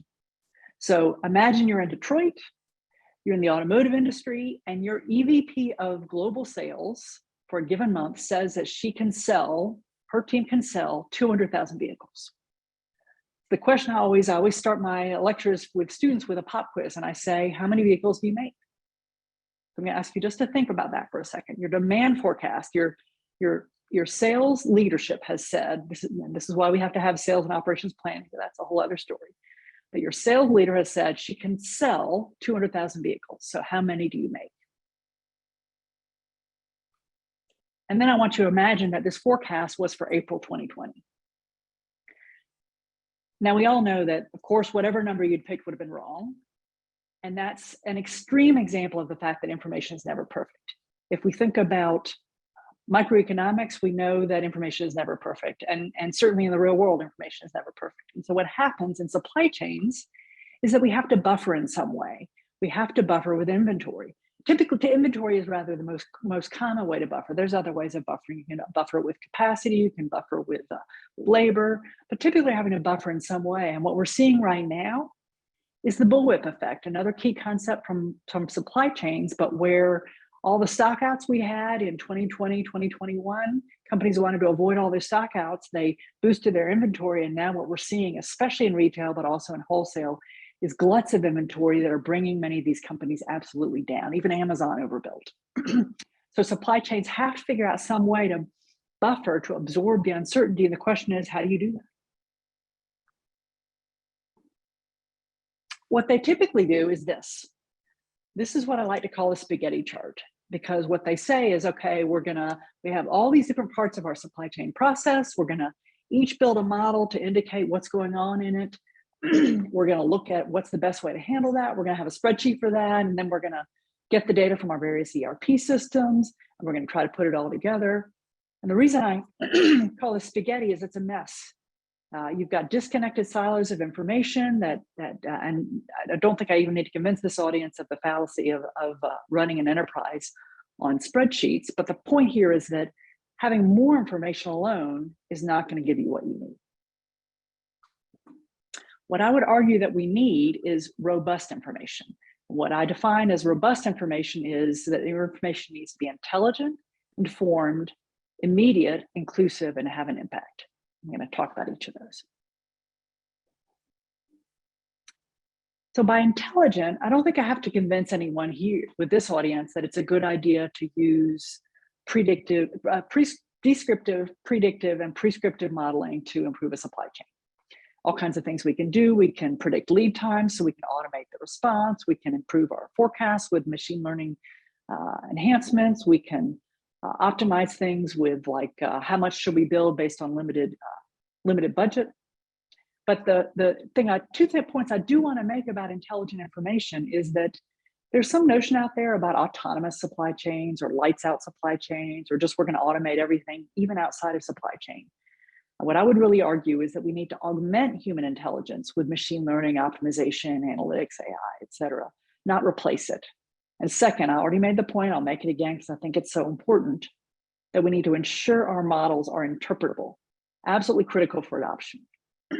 Now, to illustrate how intelligent information can address this buffering issue, we worked with a large global tofu manufacturer, and they were taking their historical forecast, which was only based on sales information, and in the short term trying to figure out how to improve their replenishment with short-term information. And so with social media and other kinds of information, we were able to help them reduce their stockouts by 60% while carrying 7% less inventory. And the point I want to make here is with more intelligent information, they were buffering with less inventory. So they actually achieved their goal, reducing stockouts, while also carrying less inventory, which is not usually the way it goes. So with more robust information, they did not have to buffer as much with inventory. Second, we need our information to be informed. Now, if you've paid attention to supply chains any in the last couple of years, what you've heard is this notion we need more visibility. But even if you're not in supply chain, I was on a call on this earlier this week. Everybody loves their dashboards, right? And how often do we get called into an organization, asked to help with analytics in some way, and what turns out what they really want are dashboards, which most often end up being descriptive in nature. And the limitation, I love starting with that. Data is a good place, giving people information. Descriptive analytics can be very powerful and complex. They also can allow us to just admire the problem. What I mean by that is if your stuff is stuck on that boat in the Suez Canal, and when that excuse me, when that first happened, nobody knew was the boat going to be stuck for 6 days, 6 weeks, or 6 months. And so if you had a fancy IoT sensor on your container stuck on that ship, and it just kept pinging you, telling you boat is still stuck, boat is still stuck, boat is still stuck, you're just admiring the problem. What you really need is transparency so you actually understand, okay, I have raw materials waiting on that ship. They're not getting to me. What's going to be the impact on my production scheduling, on my capacity planning, on my materials inventory, on my on-time delivery to customers? And you need scenarios to be able to help you ask those kinds of what-if questions so you can identify options. Another way to illustrate the impact of having more robust information, in this case informed information, is from Ipsen. They are a global pharmaceutical company and they make drugs for rare diseases. And because they make drugs for rare diseases, they have a goal of having no stockouts, because toilet paper is a joke if you run out. If you're a consumer of their drugs, it may be a life and death situation. So they had this goal, but during the pandemic, they had the same problems everybody else did. They had up to 70% demand spikes, which you don't expect for toilet paper, and you definitely don't expect for drugs for rare diseases. But they were basically pantry loading. Doctors were helping patients pantry load so they wouldn't run out. They had border closures, factory closures, labor issues, same issues everybody else had, and demand spikes. And what they were able to do is look across their supply chain network, because their data was informed. When there was a border closure over here, they could see, okay, what's the impact of that on, say, my inventory over here? Demand's up over here, and they were able to simply reposition inventory. No fancy math here at all. Their data was informed. They could look across their network, reposition inventory, and they had zero stockouts. Third eye, your information needs to be immediate. Now, what a supply chain will tell you, as much as people want these fancy and improved forecasts and more accurate forecasts, agility and getting something fast almost always will win the day in supply chain. You can see the Unilever chief supply chain officer famously said this in the early days of the pandemic, that agility is critical. So we don't want to fixate on that number. The number is a point in time. We want that number. We want that number to be as accurate and well generated as possible. And it's an input into making a decision. And there are lots of other factors. Getting information as soon as possible really helps. An example of this is from Procter & Gamble, a good Midwestern company. If one of their customers, a retailer, comes to them and says, I want to do an incremental promotion on Tide detergent. And they say to them, do you have enough product for us to do that promotion? It used to take Procter & Gamble days to be able to answer that question. And you would think, how can that be so hard to know? But they had to look all across their network and answer all kinds of questions to be able to address whether or not they had the inventory sufficient for that promotion. Now they have access to that information in minutes, and they can respond to that retailer in minutes, and that gives them an incredible competitive advantage over other CPG companies whose detergent might take them days to be able to respond. They had a similar situation during Hurricane Harvey. They were able to look across their whole network, reposition inventory where it needed to be in the path of the hurricane coming, and they didn't have to report earnings hit to Wall Street, unlike their fellow CPG competitors. So information should be immediate. I love this quote from Nada Sanders. Some of you may know Nada. She's a professor at Northeastern and an expert on forecasting and supply chains, as well as machine learning and AI. And essentially what she's saying in this quote here is that we can have a beautiful, highly accurate machine learning enhanced model, but if it's only in one silo and the rest of the organization isn't linked together, all we've done is create a highly efficient silo. So she points to the fact that you cannot optimize one link in a supply chain and optimize the whole supply chain. We have to make sure that information is available to everyone who needs it. We want to democratize that information. Silos are not helpful. I often joke when I'm speaking in the Midwest that silos are great for grain. They're not great for information. And so we want to get rid of those silos and give everybody the information they need. Another good Midwestern company, Ford. Ford had a version of that spaghetti chart. In fact, it was worse than the spaghetti chart I showed earlier. They had 10 plus different legacy systems, hundreds of spreadsheets, and then the way they planned for what should we build where was different in different parts of the world. And they have a very complex problem. Some of you may have seen the Edelman finalist last year or earlier this year from GM talking about when you're trying to figure out what features to put in a car, they've got in Ford's case, not unlike the GM problem, when you put those features together, you have 400,000 different combinations for Ford of the vehicle, the market, the channel combinations. And so how do they figure out what should they wanted to be able to build anywhere and sell anywhere. They put all that information together in one global sales, production, and capacity planning system. And that allowed them to be able to have a order to delivery system that allowed them to be responsive to customers. And I will say, I am one of those customers. I had a custom built Ford that I'm very happy with. The fifth I is impact. And this is really important to look at because we often think about, okay, impact is not your R squared. Impact is did your work deliver value to the business? I'm thinking of a supply chain leader I know who led a key part of the organization. They reached all their metrics and they didn't change the bottom line for the company. So what we need to make sure is we have an impact, but people often, the biggest competitor we face as a company, and often I imagine many of you who do consulting face, is do nothing. Because people think, oh, this is going to be hard. I know we need to do something better and different, but it's going to be hard and it's going to take too long. It's going to be expensive. And so we're just going to do nothing. We're going to stick with our spreadsheets. Merck, the global pharmaceutical company, or MSD if you're in Europe, all they did when they got started with us is they switched their walls from opaque to glass, meaning they just allowed everybody to see the same information at the same time. And they were able to reduce their inventory. Again, better information, more impactful information, robust information allowed them to reduce inventory and improve efficiency at the same time. So value delivered is critical and allowed them in this case to reduce their inventory.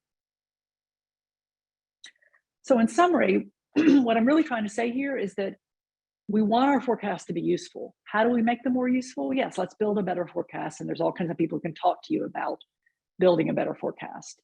But we also need to think around that forecast. We need to think about the big picture. We need to have the proper expectations of forecasts, which means investing in trust, building relationships, understanding the data, the context, interpretability.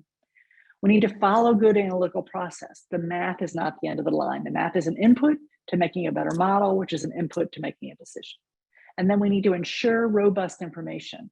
We want to mitigate those information versus inventory trade-offs by enabling the 5 I's. We want our information to be immediate, informed, inclusive, and have an impact across the organization. And with that, I'm going to stop sharing, and I'd be happy to take any questions. Great, thank you so much. In the interest of time, I will just take one question, and then you can use the chat box to basically continue the conversation. There's a question in the chat box that says, can you please speak on marrying VMI and analytics in supply chain? That is a good question. I will pass on that. I will tell you that I am not an expert in VMI, so I'm not going to try to address that question. It's a good question. If you want to follow up with me, I'd be happy to get one of my colleagues who is better informed on that to answer your question. It's a good one, but I'm just not enough of an expert in it to address it. So let me just take another one. So there's a question from Reno that says, regarding the second gap, how do you encourage data scientists to look beyond the math box? Good question. Well, I would say this anyhow, but as a good informs member, I would say follow the analytical process. I'd really encourage people to look at the 7 domains of analytical process. If you're not even solving the right problem in the first place, for example, framing that problem is so important. I've seen it happen where I'm thinking of a case in my last role at a hospital system. Somebody came to us and asked if we could tell them whether a particular patient intervention that they had done on 50 patients would, if we could predict who would benefit most from that intervention in the future. And we asked them, well, how many patients and how long has it been in place? 3 months, 50 patients. We said, we can't build you a predictive model. We certainly can't build you a machine learning model. At best, we can help you look at some program evaluation. They went off and they found somebody else who built them, quote, a machine learning model. And I'm scared to think of what results I got out of that. So that's an example of even frame the problem correctly in the beginning, help look at the understandings, look at the data, make sure you think about deployment. Every one of those steps is critical. If you skip any one of those steps, I can almost guarantee you're going to skip the value that you could maximize. Perfect, thank you. Please continue using the chat to continue the conversation. I hope that Polly has some time to just continue that conversation. Polly, thank you a million times for joining us. I was so unlucky that I didn't get a chance to work with you, and I didn't say yes, but I really appreciate you being just very collaborative and joining us for this conference. It was certainly a pleasure. Now I pass it to Ken to introduce our next speaker. Thank you so much, everybody. Stay. Thank you. Thank you. How's my audio? Okay. Great. Okay, good. Well, truly the home stretch here. It's my pleasure to introduce our final featured speaker. Probably not a stranger to many here. And I know Gary is jealously protecting every minute he has or we have of his time. So he was kind enough to give me the 3 most important things to know about Gary. The first is that he's a Chicago guy. He grew up in the Chicago area, and I know personally that he celebrated a 50-year high school reunion as the class president of the Riverside High School senior class, and he has had the good sense to move down to North Carolina, so he's glad to participate virtually. Second thing is Gary is a 30-plus year Informs member. He graduated from Cornell University in 1971 with an operations research degree. So let that sink in a little bit and do the arithmetic, and we're going to hear 50-plus years of experience in this next presentation. The last point is my favorite because I played baseball all the way through college. Gary is actually the only Cooperstown Hall of Fame, Baseball Hall of Fame member that I've ever known. And I'm quite a baseball fan, but so I'll let Gary elaborate a little bit on it, but it has to do with operations research. So without further ado, Gary, take it away. Well, I will take it away, but I got to share my screen and it's not allowing me. So either Polly needs to log off or someone has to give me the. You should be able to do that right now, Gary. Oh, there we go. Good.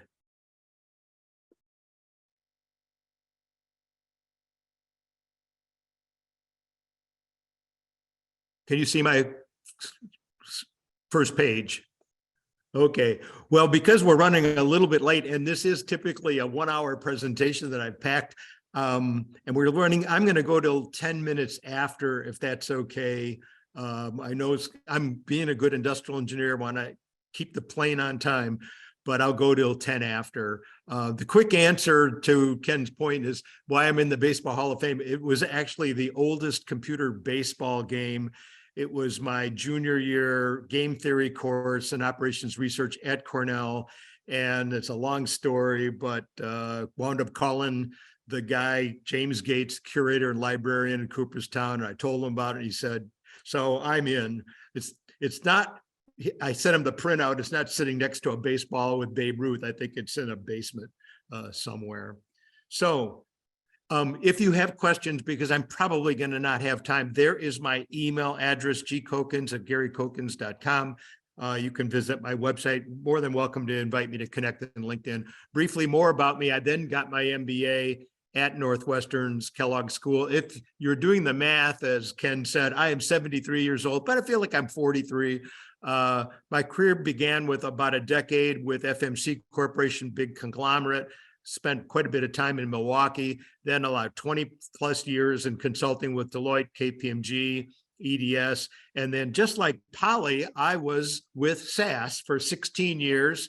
And as many of you know, SAS has been very involved with Informs. And the way back at the beginning in 30 years, I was originally with Orsa Timms. And some of you don't even realize that it was the merger of Orsa, Operations Research Society of America, the Institute of Management Science. I got to go fast. Put on your seatbelts. Who will benefit from this presentation?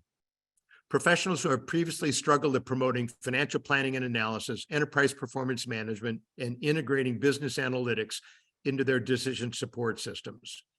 Professionals who intend to champion any or all EPM and business analytic improvement techniques, and they need a compelling call to action. And the reason I've championed in quotation marks is because it's been my observation that although it's nice for senior executives to sponsor innovation and new ideas, often they are preoccupied with firefighting and short-term priorities. It's typically managers 1, 2, 3 levels down in the organization chart who say, how long do we want our organization to perpetuate using stale or arcane or incomplete methods? And they're the ones that'll champion it with a pilot or proof of concept. So if you're 3, 4 levels down on the chart, that's fine.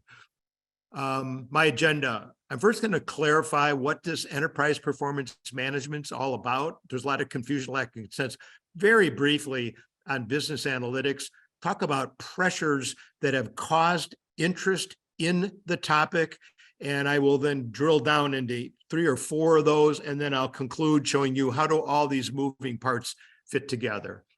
So I said there is confusion and lack of consensus about enterprise performance management.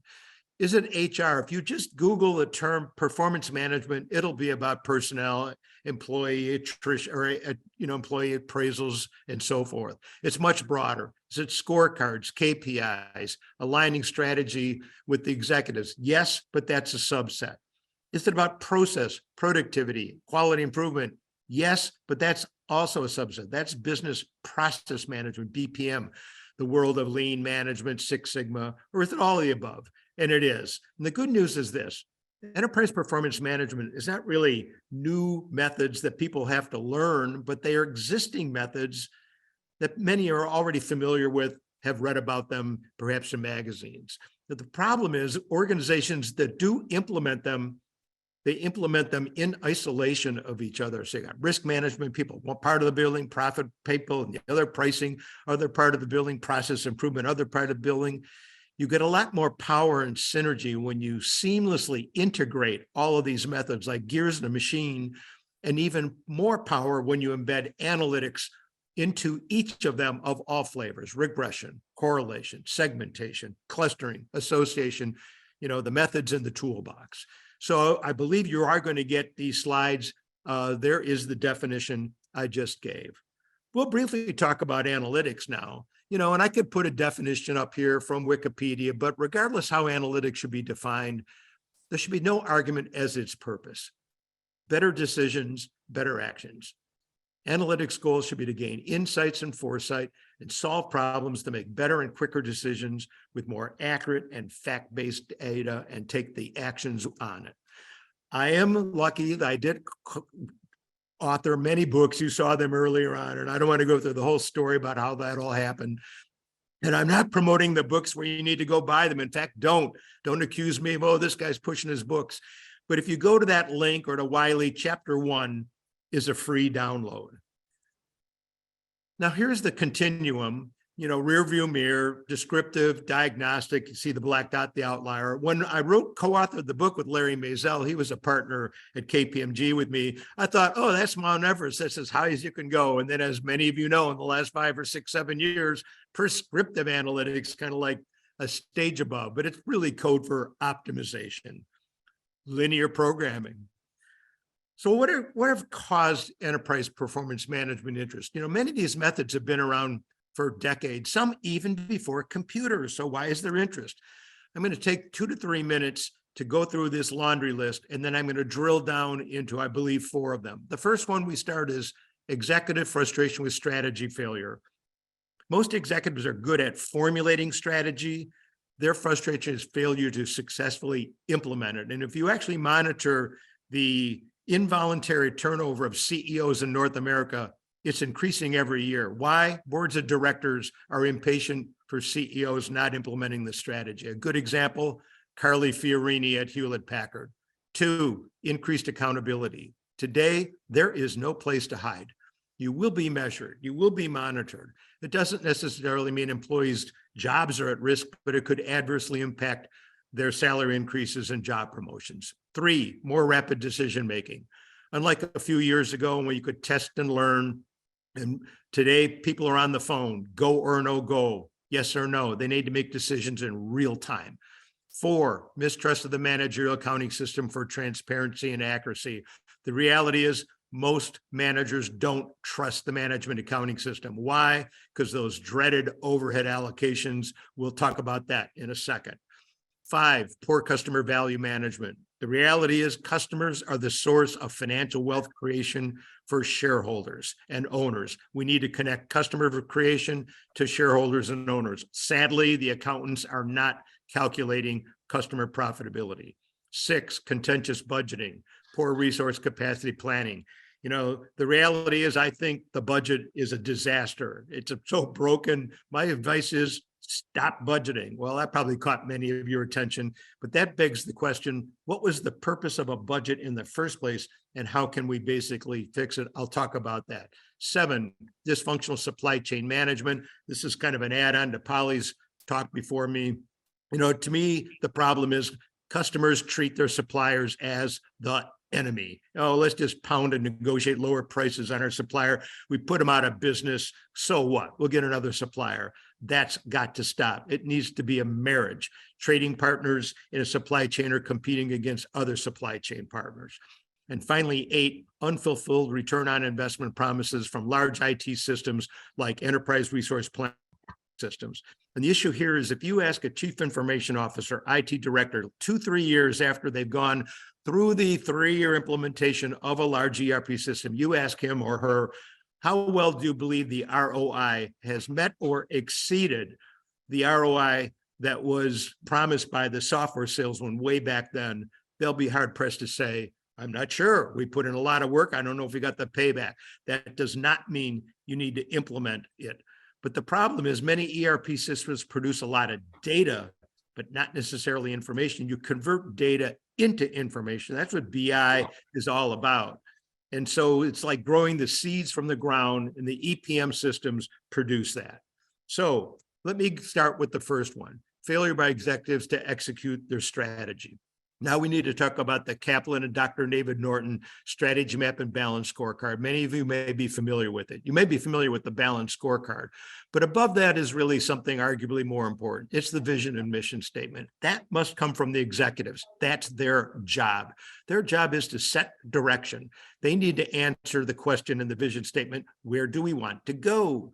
But what the strategy map and the balance scorecard answer is a different question. How will we get there? What are the projects or initiatives, core processes to improve?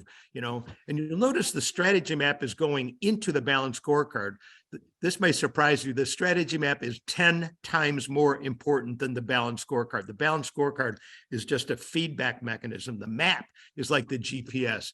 And here's a simplistic, fictitious example of a strategy map, typically 2 to 3 to 4 strategic objectives in what are called 4 perspectives. And there's cause and effect relationships from bottom to top, starting with learning and growth and innovation, which if you're accomplishing those objectives, they'll contribute to the internal process improvement objectives. If you're accomplishing those, they'll contribute upward to the customer retention and loyalty and growth perspectives, and then ultimately the financial perspectives at the top.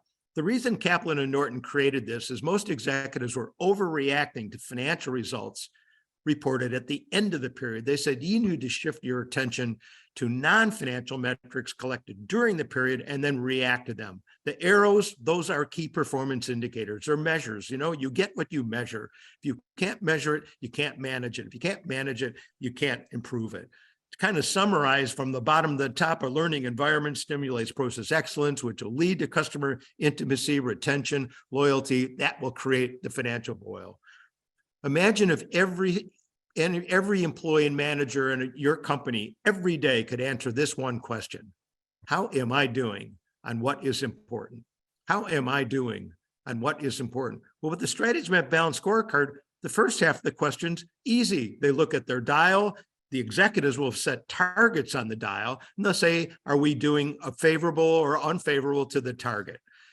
Strategy map and balance scorecard provides the answer. The overriding purpose for a strategy map and balance scorecard system is to make mission and strategy everyone's job. It's almost like making owners out of the employees.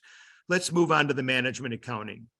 The fourth one: mistrust of the management accounting and its flawed cost allocations, misleading cost reporting, outputs, products, standard service lines, channels, customers, and outcomes. And the solution involves ABC. And a simple way to understand activity-based costing is this. Imagine you go to a restaurant with 3 other friends. You order a little salad. The other 3 order the most expensive item on the menu. And at the end of the meal, when the waiter or waitress brings the bill, the other 3 say, hey, let's split this check evenly. How do you feel?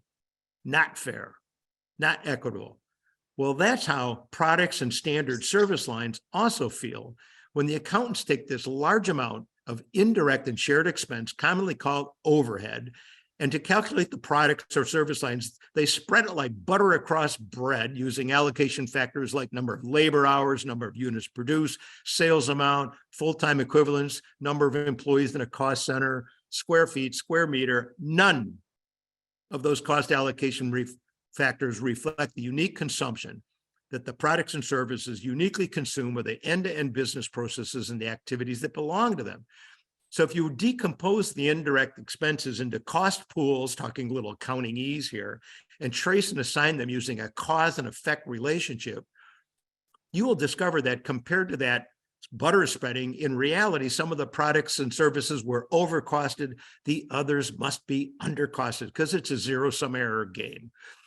Although it reconciles in total and satisfies the external audit with EY or Deloitte or KPMG, it's wrong in the parts. And that means the CFO is providing flawed and misleading information to the organization. So the simple definition of ABC, as if the waiter or waitress brings 4 individual checks.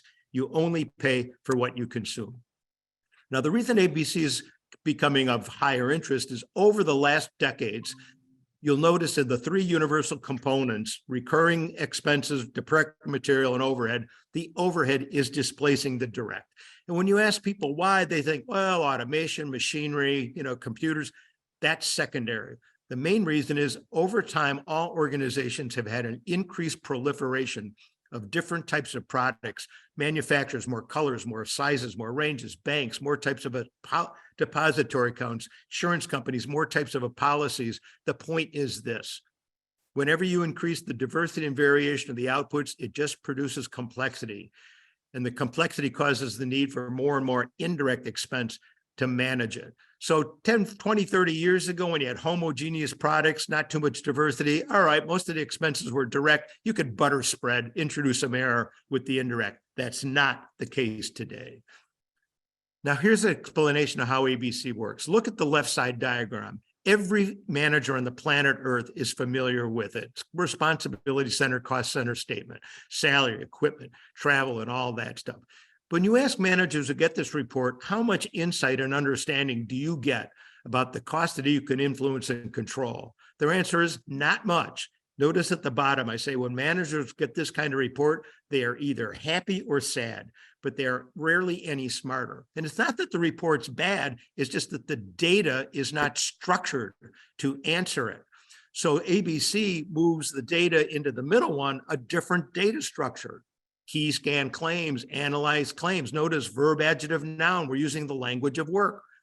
Also notice I'm using the back office of an insurance company. It's a factory too.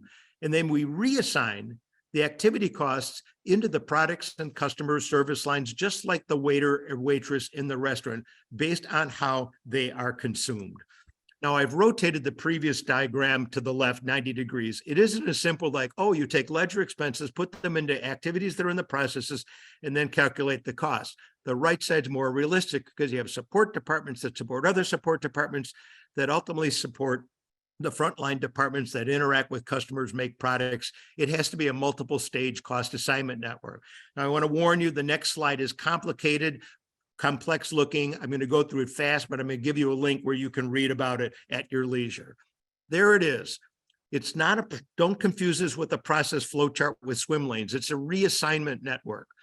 So if the organization spent $2 million in January, it will be the exact same $2 million of work activities. They'll eventually pile up at the bottom into the products and customers in something that's called business sustaining, exactly to the same penny. All of those arrows, think of them as thin straws or wide pipes where the diameter reflects the amount of money that's flowing through. At the very bottom, think of that like a predator food chain. You know, large mammals eat small mammals eat plants. Once you've calculated the product and service lines cost more accurately, notice they are consumed by the customers. You get those through the sales volume and the like. The point of this slide is costing is modeling. It's not T accounts and journal entries that the accountants are familiar with. And I know I went through that very fast, but I'm very involved also, not just with Informs, with the Institute of Management Accountants. They are 140,000 members in about 150 countries. I wrote a statement of management accounting. There's the link to it. It's about 25 pages. You can read it. And then the next few slides that I'm about to show you. What's the consequence though? Oh man, we're at 101. I got to go faster. When you do ABC, this shows a graph of where the vertical axis is the net revenues minus the properly calculated ABC costs. The horizontal axis is the cumulative buildup, but it's rank ordered by the most profitable product, the second most profitable product, and so forth. There is always organization shock when the management team sees this diagram, because in this case, it said, look, you made roughly $8 million of unrealized profit on 3/4 of your most profitable products. You lost $6 million on the remainder to net out at 2, which actually will reconcile with the P&L. And their belief system is that blue line at the bottom, because all of that butter spreading of the overhead by the accountants was crushing and suppressing any accuracy, and the ABC modeling technique detected it and put the top line. The top line is truth. The bottom line is wrong. Let's move on to the fifth force, from being product-centric to customer-centric. The only value a company will ever create is the value that comes from its customers, the current customers and the new ones acquired in the future. To remain competitive, one must determine how to keep customers longer, grow them into bigger customers, and make them more profitable, serve them more efficiently, and acquire relatively more profitable customers like your existing ones. We have a couple of problems, though. the accountants aren't calculating customer profitability. They're stopping halfway down the income statement just at gross profit mix margin. So visually, what I'm saying is, if the entire rectangle is the expenses for a period, the accountants are only calculating costs for the shaded spot. We need to get all the other expenses for market distribution channel, marketing expenses, selling expenses, cost to serve expenses. And then we've got this other problem, angel customers and demon customers. What the issue here is, you've got high maintenance customers, low maintenance customers. Examples of high maintenance customers: always changing delivery schedule, never buying standard, only special, always calling help desk, always returning goods. Angel customers, you love them. Only buy special, only buy standard, never change delivery schedule, never call help desk, never return goods. If those two types of customers bought the same volume, same mix, same price, they're not equally profitable, because the high maintenance customers are eroding a lot of your profits with all the extra costs. What really caught my attention, though, is the subtitle of this book: Discover Which Type of Customer is Which and Turbocharge Your Stock Price. That's why we need to connect customer value creation to shareholder wealth creation. With ABC, you can get a profit and loss statement for each customer, and the margins are going to be visible layer by layer like an onion skin. And notice in this fictitious example, the customer had a 30% composite gross profit margin average, but between the 30 and the 8, 22 more points of profit are eroded, nothing to do with making the product or delivering the service, all with distribution, marketing, and selling expenses. And if you calculated these two broad swaths for every customer, you can put them on a grid where each customer is the intersection circle. And the vertical axis is the product mix gross profit margin line. The horizontal is all the stuff below that line: selling, distribution, expenses, marketing, and so forth. And now things become obvious. The most unprofitable customers are in the bottom right because they're buying low margin mix from you and they're difficult to serve. The most profitable ones are in the upper left because they're buying high mix and easy to serve. And now the name of the game is move the dots from the bottom, the right, to the upper left. And that would be a whole other presentation by marketing people. But one would be unbundling and fee-based, just like the airlines charging for baggage or to go from a middle seat. Next, budgeting. I got 5 more minutes if you're going to give me that extra till 10 after. The budgeting problem with the budget, it's disconnected from the executive team strategy, and it's not based on future driver volumes. I won't go through this whole list. It's kind of a humorous list. So I ask people, how many of these boxes would you check? Your budget's invasive and time consuming. It takes 6 months from beginning to end. It has executives changing it before you even publish it. It's out of date in a couple of months anyway. It starves the departments that really have needs. I'll go to the bottom. It's overstated from use it or lose it spending, because a lot of managers, a few months from the end of the fiscal period, if they haven't spent all, what do? They start spending needlessly and foolishly. Here's the way many organizations do their budget. Probably you that are listening to me. You give all of the managers a spreadsheet, January to December, including rubber bands and paper clips. They fill it out. Someone consolidates in the accounting department. You bring in the forecast of revenues from the sales department, give it the executives. That's okay, but not good enough. So you put the spreadsheets back to the managers. They change and lower some of the numbers. Back to the executives. That's better, not good enough. Up, down, up, down, up, down, up, down. Come on, you almost want the executives to answer, what number did you want in the first place? But that would be their aspiration. So how can we basically replace this spreadsheet budgeting with a different manner? And think of the amount of spending in your organization is a result of 2 river streams. The upper river stream is the recurring, repeatable work. The lower river stream is the non-repeatable, non-recurring work, which is project driven. For the upper river stream, the way to get to that number, a little bit of industrial engineering 101 here, is you forecast the volume and mix of the future products. You run them through unit level calibrated consumption rates, which are calibrated with the ABC system to solve for the level of capacity, how much spending, how many headcount, employees, salary, and wage. For the bottom, there are 3 types of projects that we need to go to. Well, the first one is calculate the ABC model backwards. Let me just mention that again. You pick up from the historical view the unit level consumption rates, and for the predictive view, you calculate backwards. There's that industrial engineering 101. I think it was my second semester freshman year at Cornell. Volume and mix times rates equals capacity required. For the lower one, we've got the enterprise risk management community gets involved. And what you're seeing here is a popular grid they use. Each circle is a potential risk event in the future year. The diameter is the amount of money to mitigate it. The vertical axis is the impact that that risk might have. The horizontal axis is the probability. You obviously can't spend money to mitigate all risks, but we would at least spend money on the blue ones. So now let me decompose the two river streams. And I know this is deep, but you're going to get the slides. You can go at it at your leisure. The shaded boxes of the upper river stream. Notice here comes the unit level consumption rates, the forecast. We put that into person hours, pounds, kilograms. We monetize it. That's a good number. From the left are the three projects. Capital projects, I didn't mention that. Strategy projects, back to the strategy map balance scorecard, and risk projects. That is a much better number than those spreadsheets, up, down, up, down, up, down. Now, you do need to think like an industrial engineer, because when we go to the predictive view, you got to classify the behavior of each resource's capacity as sunk, fixed, step fixed, or variable. And you'll notice to the right, the classification, things become more variable as you go out longer term. Why? Because in the short term, capacity is not easily adjustable. But as we go out months, weeks, years, we can replace full-time employees with temporary contractors, make some variable lease assets we would have bought. So let me kind of bring it all together. This is a diagram. Think of it like your heart and blood system. It's a circulatory system. Your organization's assets, employees, that's the big blue box. I will go through the other boxes in just a second, but notice I'm connecting customer loyalty at the top to shareholders at the right. Where's analytics and accounting in it? I didn't put it in there. Why? Because the output of analytics and management accounting is pervasive everywhere. How does the diagram work? Start with the customer satisfaction.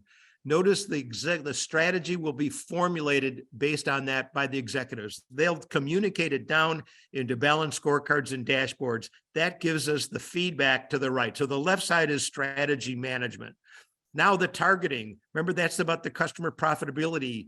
What marketing and sales is asking, which types of customers are attractive to retain, to grow, to win back and acquire, which types are not, how much do we optimally spend? Now comes the counterclockwise loop. That's the world of lean management, Six Sigma, enterprise risk management, take the customer order, complete the order, process improvement. So if you're flowing all of these things well, and I hope you can see these bubbles flowing through, then you have optimization. But the problem is organizations have inefficient processes. They're targeting the wrong customers. So the money doesn't go all the way to the shareholders. It leaks into the sewer. So what we want to do is these veins, think of it as arteriosclerosis. We want to open up those veins. So let me conclude with my frustration. What's taking so long for organizations to implement these methods? 3 obstacles. One, some of them are IT technical, dirty data, low quality data, but IT can solve that with extraction, transform, and load ETL IT tool. The second one are perception barriers, that it's too complicated and affordable. And I didn't talk about rapid prototyping with iterative remodeling. Send me an email if you're more interested. You can implement an ABC model in 3 weeks, not 6 months, using a modeling technique. But the real problem is number 3. It's got nothing to do with technology, with systems, with software. It's all about people. It starts with resistance to change. It's human nature. People like the status quo. Only babies like change. Fear of others knowing the truth, fear of being measured, fear of being held accountable, weak leadership. There, I said it. For you to be successful, implement these methods, you need to have some behavioral change management skills. And very few of us have, sociology degrees. So the left side is a cover of my book, greasy, grimy, broken gears, not working very efficient. Where you want to get to is titanium gears, spinning faster revolutions per minute. Better, faster, cheaper, safer, risk management, smarter. Real quick, I am on the sports analytics section with Informs. I've co-authored 2 books or 2 magazine articles on sports analytics. So much fun. And if you also do a link or just go to the Informs website, I've published 10 plus articles for Peter Horner, recently retired at Informs. Last slide's just got a whole bunch of other resources for you. Your success depends on how fast, how well and fast the right information intelligence gets to the right people. I really apologize. Being an engineer, I knew you gave me an extra 5 minutes and I took 7. So I'll hand it back to the team. I don't think there's going to be time. You've got to take your break. I'll stop the thing. And I really am a privilege to be invited to present for the Informs chapter in Chicago. Go Bears, go Cubs, go Bears, go White Sox, go Bulls. Thank you so much, Gary. And we want to also apologize for not be able to provide more time. I know this goes beyond 1 hour or multiple books, but good news is we'll be sharing Gary's presentation and all those resources, information Gary provides to everyone in the room. We do have one question. We'll take that and then we'll go to break. The question comes from Sadeep in the chat box. The question is how to manage the performance of labor-intensive organizations. The likes of Big 5 consultancies are human-intensive businesses, and they use man-labor costing. How to measure their performance? Well, you measure performance with KPIs, which is a different story. In terms of measuring costing, it always bothers me, even in manufacturing. Oh, we're discrete manufacturing. We're not process. We're not. Hey, all of these are principles and they are universal. They can be applied anywhere. So that's my short answer. I also want to mention, I thought my presentation was a mini MBA in 30 minutes. So some of you may get an MBA in 2 years, but I just gave it to you because if you go to the curriculum of Stanford, Harvard, Kellogg, and you look at the curriculum, you'll see I touched on almost every one of those items that's in an MBA curriculum. Thank you so much, Gary. For everyone in the room, let's continue the conversation chat box. But now we will be going to a short break of 5 or 6 minutes, and we'll come back 12:20 Central Time for the panel discussion. Thank you, everyone. All right, let's get started. My name is Courtney Stepien. I'm a data scientist at a Chicago-based fintech company. I'm the treasurer for the Informs Chicago chapter. And I have a personal interest in analytics for social good and pro bono analytics. I'm one of the moderators for today's panel. I'll pass it to my co-moderator, Vinod, to introduce himself just now. Hi, everyone. My name is Vinod Cherian. I use he, him pronouns. I also am a data scientist working at Innova, and I'm also part of the Informs Chicago chapter board, also in the Inform Solutions Council. Happy to be co-moderating this panel with Courtney. Courtney, how about we go and introduce our panelists next? Thank you, Vinod. So at a high level, for this Analytics for Social Good panel, Informs has a pretty good track record of interest and completing pro bono analytics projects. The national group actually maintains an advisory committee and an analytics national pro bono platform. So we thought we have this national culture of pro bono analytics for social good. So we thought to bring in some experts to talk about the field, areas of interest, challenges, and opportunities. So I'll first introduce, we have on the line Ms. Melanie Shanks. She's a data and analytics leader, and she is also a pro bono analytics practitioner. So we have her on the line today. As the next panelist, we have Morgan Templar. Morgan is a well-known data evangelist and data management professional. She has 15 plus years working with healthcare data, leading companies through large-scale transformations. She's passionate about data-driven decisions and values of good data. And she's written 2 best-selling books on data governance and data structure, Get Governed, Building World-Class Data Governance Programs, and A Culture of Governance. Welcome to the panel, Morgan. And our third panelist, Dr. Beverly Wright. She's head of data science solutions at Birchworks and also an academic director for a data science program out of UGA. Welcome, Dr. Wright. All right, could you please page to the next slide, Sitang? Well, while Sitang is advancing, perfect, thank you. So we'll invite our 3 panelists to just introduce themselves briefly, couple minutes each. What is your background? What's sort of your experience or touch points with analytics for social good? And then just real open-ended, what's trending right now in this area, or what's top of mind for you when you think about analytics for social good lately? So I'd like to pass this first to Melanie Shanks. Please tell us a little bit about yourself and sort of what you've been thinking about in this area. Sure. Thank you, Courtney and Vinod. So my background is I actually got a computer science degree back in the 80s, and database design was definitely my favorite topic. So I then worked for Accenture and in consulting practices, and gradually started specializing in data, and then moved into industry, worked in manufacturing, pharmaceuticals, and finance. And my last position was heading up data and analytics for a just under $1 billion insurance company. So I've really seen everything from the ground up, and I love working with data analytics. And so I recently retired, and that's why I'm now able to do more pro bono work. So I'll tell you a little bit about my experience this year. Last year I volunteered at an art center, and their main fundraising activity is they have a 2-week sale. They get art donated to them by the community. So they get it at no cost, and then they sell it. And so there's a huge range of prices, as you can imagine. There's jewelry items that might go for $1, and then there's big artworks that are by known artists that might go for $4,000.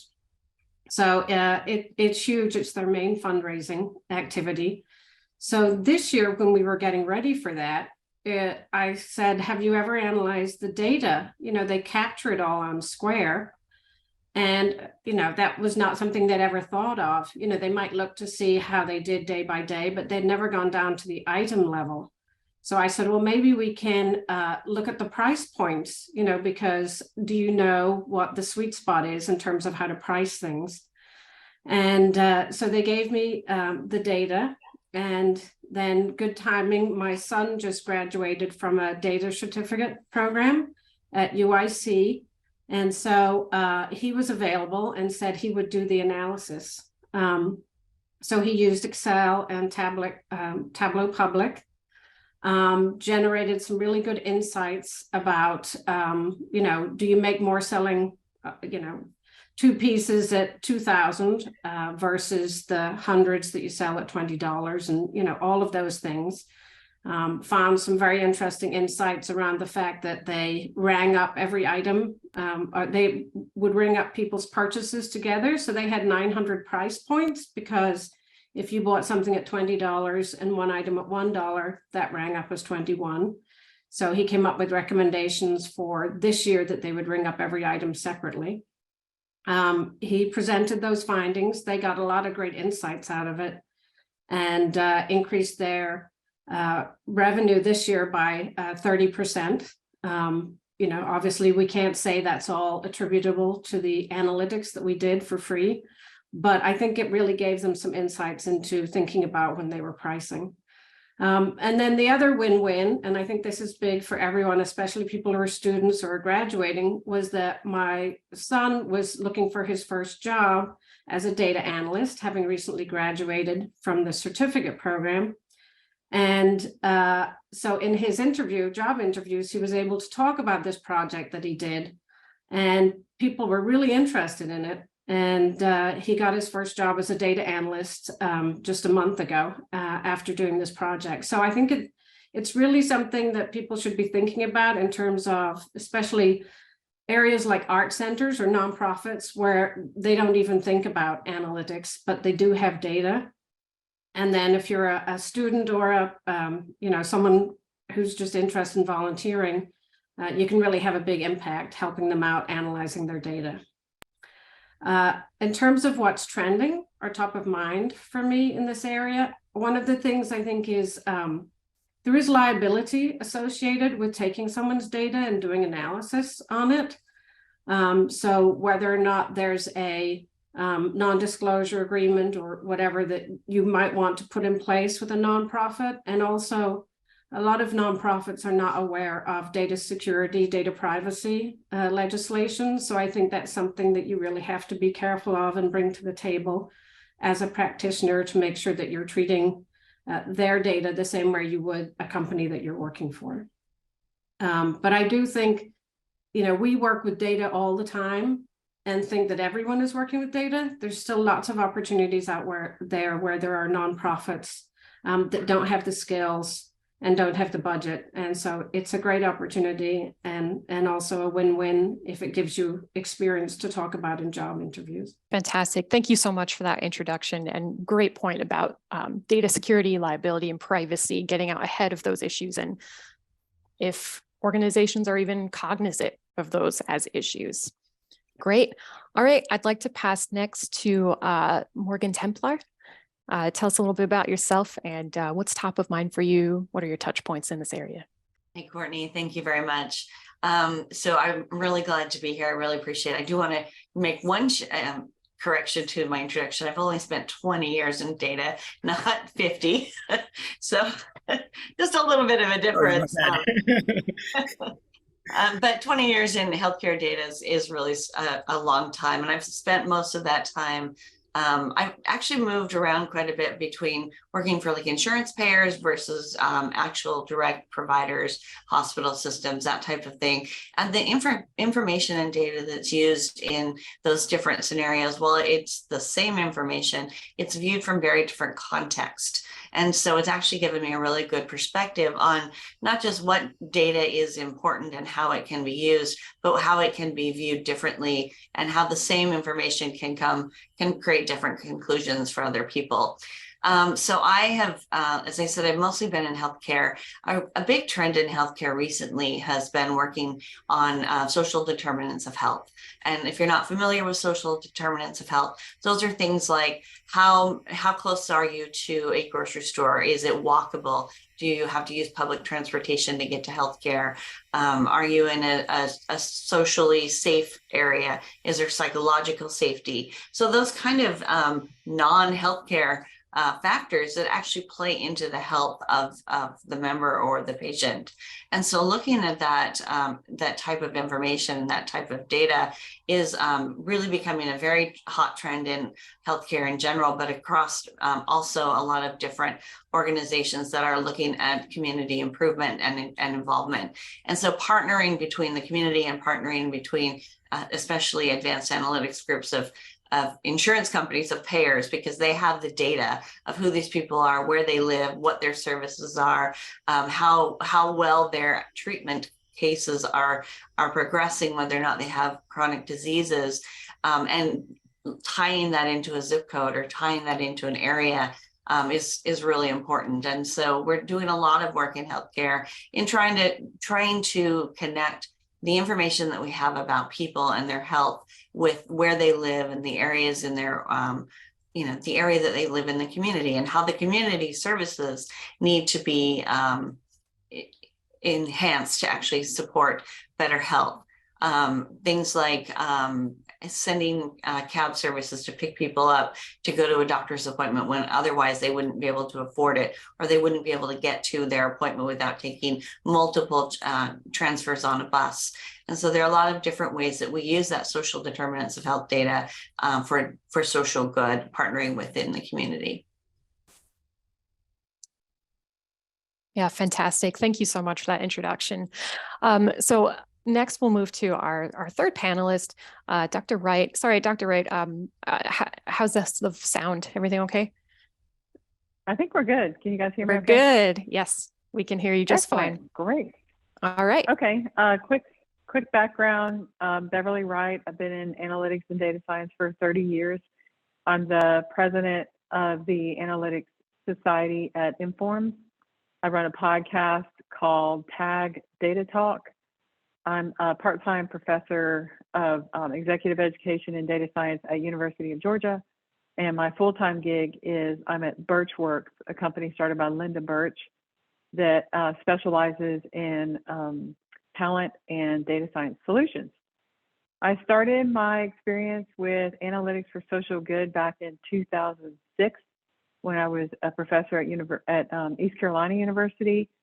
And really there weren't a lot of businesses in the area. So I'm a very big proponent of experiential learning. I wanted my students to learn by doing. So I found a bunch of smallish nonprofits to work with. And I learned what the term human trafficking meant. And I learned all about different types of addiction and homelessness and some of those sort of dark topics in society where we could help improve by leveraging social or leveraging professional skills like market research and analysis, which is what I was teaching at the time. So now I've started, this is my third go at a nonprofit, and it's under the Technology Association of Georgia umbrella. It's Tag Data Science and Analytics for Good initiative, where we leverage volunteer data scientists to work on projects for nonprofits. We just wrapped up a project for an organization called Enduring Hearts, which helps kids that have received heart transplants live longer. They usually can't make it past 10 years without another heart transplant. You can't just get one and be good. You have to keep getting them, which is very, very difficult, and the odds are always against you on any of that. So that's something we just wrapped. And what's on my mind right now is three things. It's hard to get it down to one, but the first one is called Master Modeler Competition 2023. And this is a competition that is done with academics and practitioners as part of the community efforts. And it focuses on three areas: foster care, foster children, foster youth, homelessness, and self-sufficiency. The project is about data that shows when youth age out of foster care, many of them go homeless, but some of them do not. And what are the factors that tend to trigger the homelessness among the foster kids versus those that do make it and can be successful and self-sufficient? So that's top of mind right now is Master Modeler Competition 2023. The other two things that are top of mind are, unfortunately, sort of Atlanta known to be plagues that we deal with, one of which is human trafficking. If you're not familiar with human trafficking, don't feel bad that you don't know what it is. Just please, please, please go look it up. I actually, when I first heard the term, I thought it was people helping direct traffic. I mean, I had no idea what it was. And then I thought it was transporting, all about transporting and smuggling. That's different. But human trafficking is a devastatingly profitable and terrible thing. So that's something that you can certainly leverage data science to help fight human trafficking. And the other one that unfortunately Atlanta is known for is opioid addiction. So that's those are the top three: Master Modeler Competition, human trafficking, and opioid addiction. And that's where sort of my passion lies right now. Thank you, Beverly, for the great introduction and touching upon these very sensitive but very important topics as well. As an aside, if audience, if you have questions for the panelists, please feel free to type them in the chat. We'll be monitoring them and moderating those questions and posing them to the panelists. So to get the next set of questions kicked off, when we think about analytics for social good, right? Especially given the developments in analytics over the past 3-4 years, what do you think are the key opportunities that are coming up for analytics for social good? So we can start with Morgan this time. Thanks, I appreciate that. I think there are a lot of opportunities, and I also do a clubhouse room, so we talk about all sorts of data topics. And one of the great ones that we've come up that I have spoken with, talked about quite a bit, is using along the lines of social determinants of health. There's a way to actually look at population density and using heat maps, literal heat maps, like what is the temperature of an area, to show how dense a population is. And by looking at those temperature maps of an area, you can actually identify food deserts. You can identify where you're going to have healthcare deserts, and understanding that using advanced analytics is really critical. But it's a really important component of how you look at it, but also there's this component of data privacy, and what do we do with that information? Is it okay for us to use a zip code? Zip code is actually considered personal health information because it can identify where a person is from. So when you're bringing in a data set that has zip code in it, you have to treat it as personal health information, as PHI because of that very reason, because you can use that zip code to identify those people, and then that classifies them and can introduce bias into a model. So I think that, you know, as we look at things that are upcoming, there are a lot of really great innovative ideas about how we can use data to improve our society, but we have to be really, just like Beverly said before, you really have to be very conscious and caring about what those privacy laws are and know what those are, and bring those in to the conversation, because we're the professionals that actually deal with it on a daily basis. Yes, thank you. Makes sense. Yeah, and especially with like the regulations also, like, you know, specifying the privacy concerns, and also the aspect of like equitable and fair considerations of using the data. All these are like very can be especially important for like when we do analytics for social good. How about yourself, Beverly? Like, what do you think are like the opportunities, upcoming opportunities in the space? Yeah, well, I think we're in a better place than we've probably ever been for a few different reasons. One is VTO. If you haven't heard of that term before, it's volunteer time off. And many companies are starting to acknowledge that it's great to have wonderful employees in data science that can run great models, but they really want to be able to give back. They want to contribute to society and the well-being of the community. So as part of that, they allow their employees to have volunteer time where they can pull weeds or spoon out soup. But many of our data science community members are recognizing that you can have so much more impact. You know, yes, we can do the physical labor, and sure, we can paint over the graffiti, but many of us are not professional painters or really good at spooning out soup. We're good at tapping on the keyboard. And so if we can do those sorts of things in 8 hours per month, then we can volunteer in that way and help lots of people. So that's one way that I think that we're improving, and that's what's on the horizon. A second thing is, like my company, Birchworks, we have a Birchworks Cares, which kind of allows me to do some of these things, you know, like master modeler competition and other types of initiatives that we work on. So many organizations and companies are starting to recognize this and have a, you know, company name Cares or company name for good, so that that sort of stimulates the employees to take a step forward. And they also sometimes will focus in on a certain demographic or population or, you know, type of vulnerable cause. So like the Home Depot really believes in veterans and helps them out. And then thirdly, a third thing about our future and why I think it's brighter than it has been for data science for good in the past is that the idea of working multidisciplinary and multi-level, really the word is just multi, you know, at different levels with different types of tools, with different backgrounds. In 2020, I guess it was this year, 2022, earlier this year, for Master Modeler competition, we had teams from Georgia Tech and University of South Carolina, and it was PhD students, and one was a sociologist and the other one was engineering.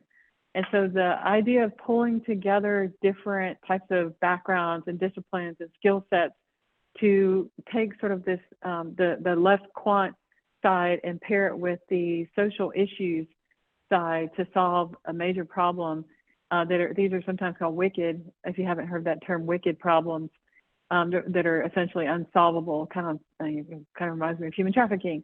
But that's the third thing that I think is helpful for us is the greater appetite and understanding on how to leverage multidisciplinary, multi-level, multi-background kinds of resources.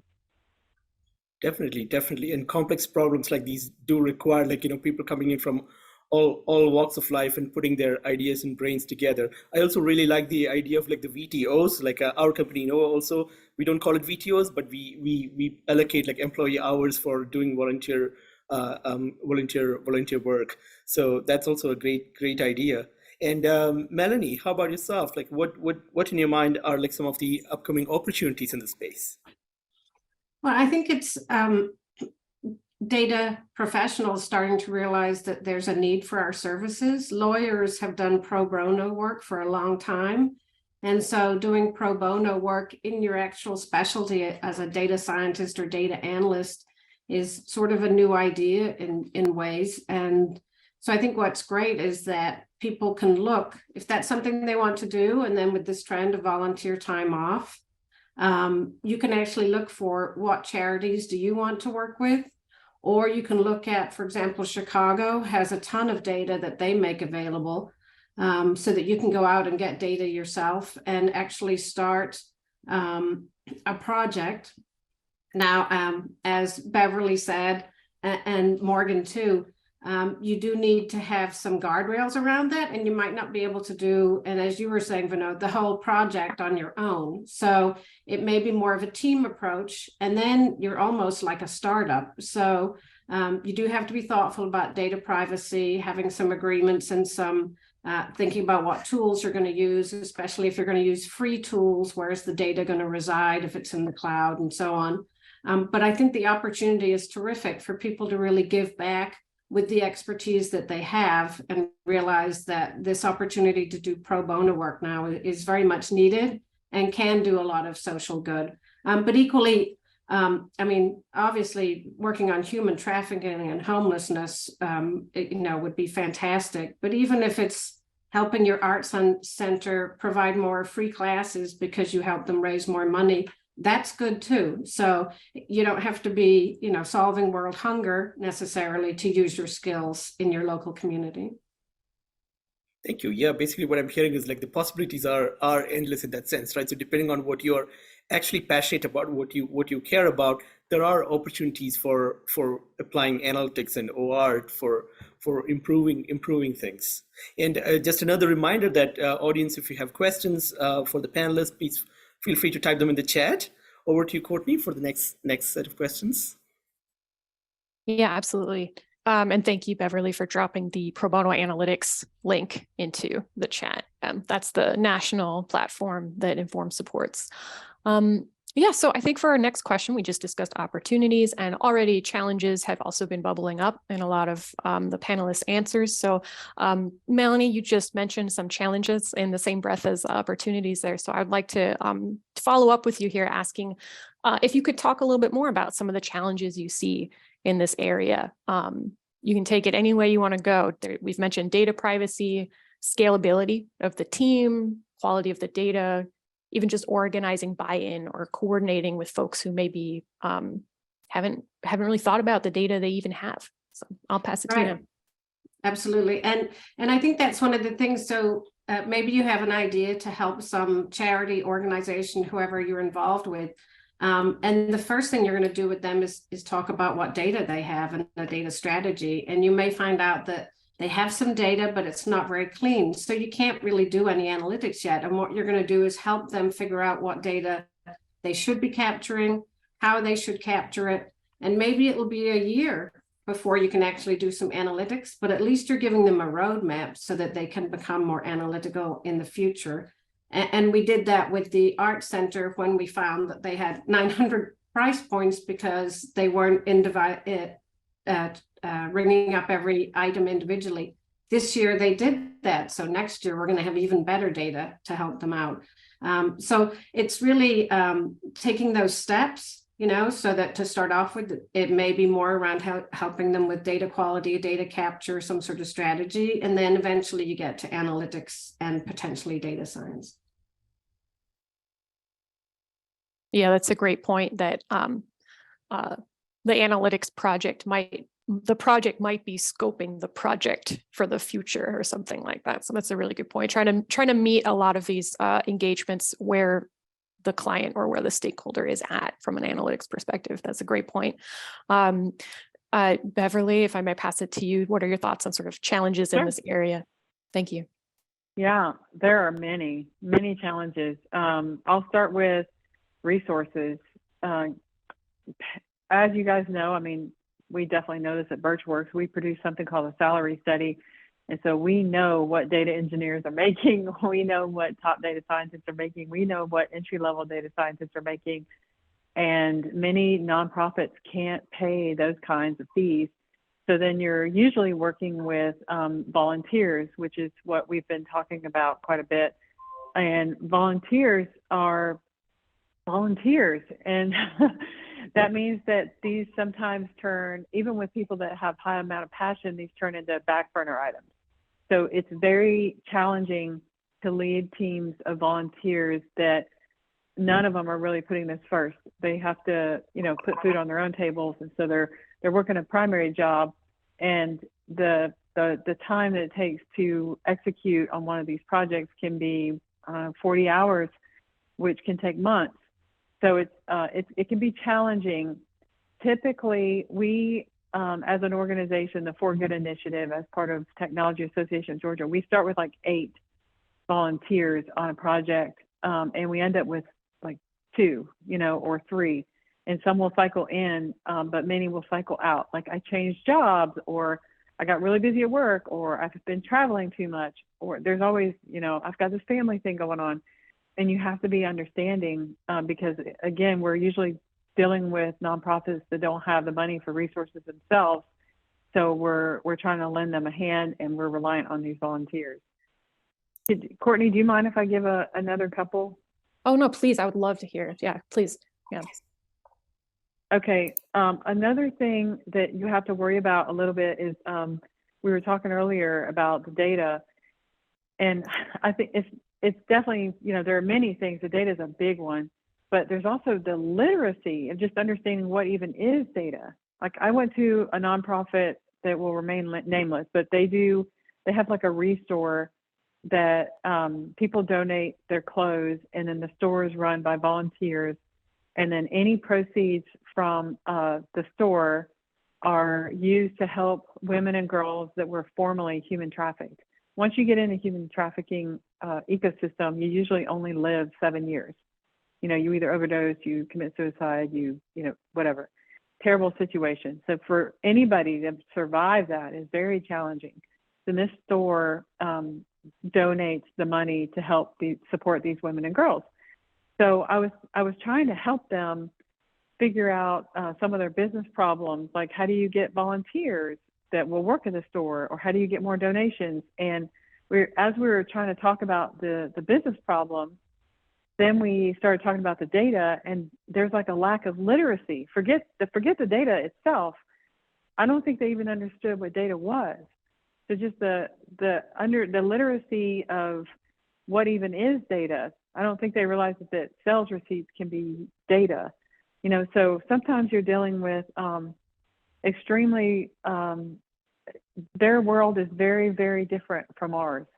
And so there's an extreme bridge that you have to cross to speak a similar language that there's a strong understanding. So the communication skills that are required for the data scientists to be able to speak not just business language, but nonprofit language, which I think is even bigger, more of a transformation, is challenging for sure.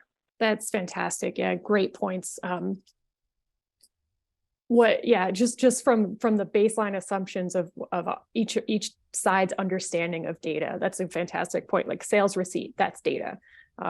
That's the entire data that probably Melanie, you probably worked a lot with the art gallery or the art auction. So Morgan, would love to hear your thoughts as well. Yeah, I actually just want to kind of piggyback off of both what Melanie and Beverly just described, because I think that the two kind of the idea of you're going to help someone in the community versus these really large social problems that Beverly has been describing with human trafficking and the data literacy component of that as well. How do you get people to volunteer? How do you get cohesiveness? How do you actually help solve these problems, going from the very beginning to help them understand what the problem is and then what information they have to help solve the problem?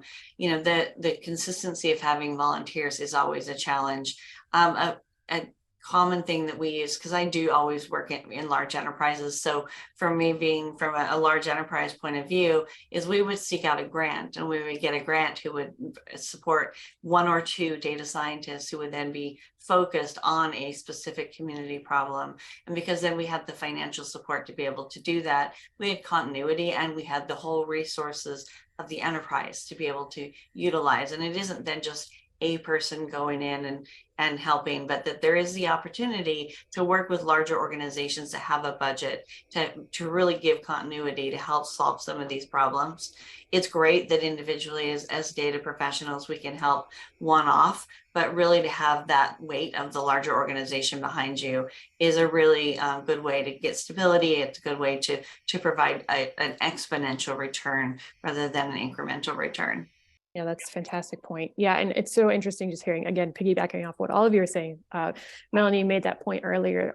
Pro bono as a special, like as an arm of our field or of our data science is like a relatively new, or maybe it's been around for a while, but maybe for some new professionals in the field, this is sort of a novel concept and like a cultural shift in some areas. And so, merging that also with the buy-in and the structure of larger enterprises is a really interesting idea. Yeah, so I'll pass it to Vinod. We have one more question here, and also I think at the same time,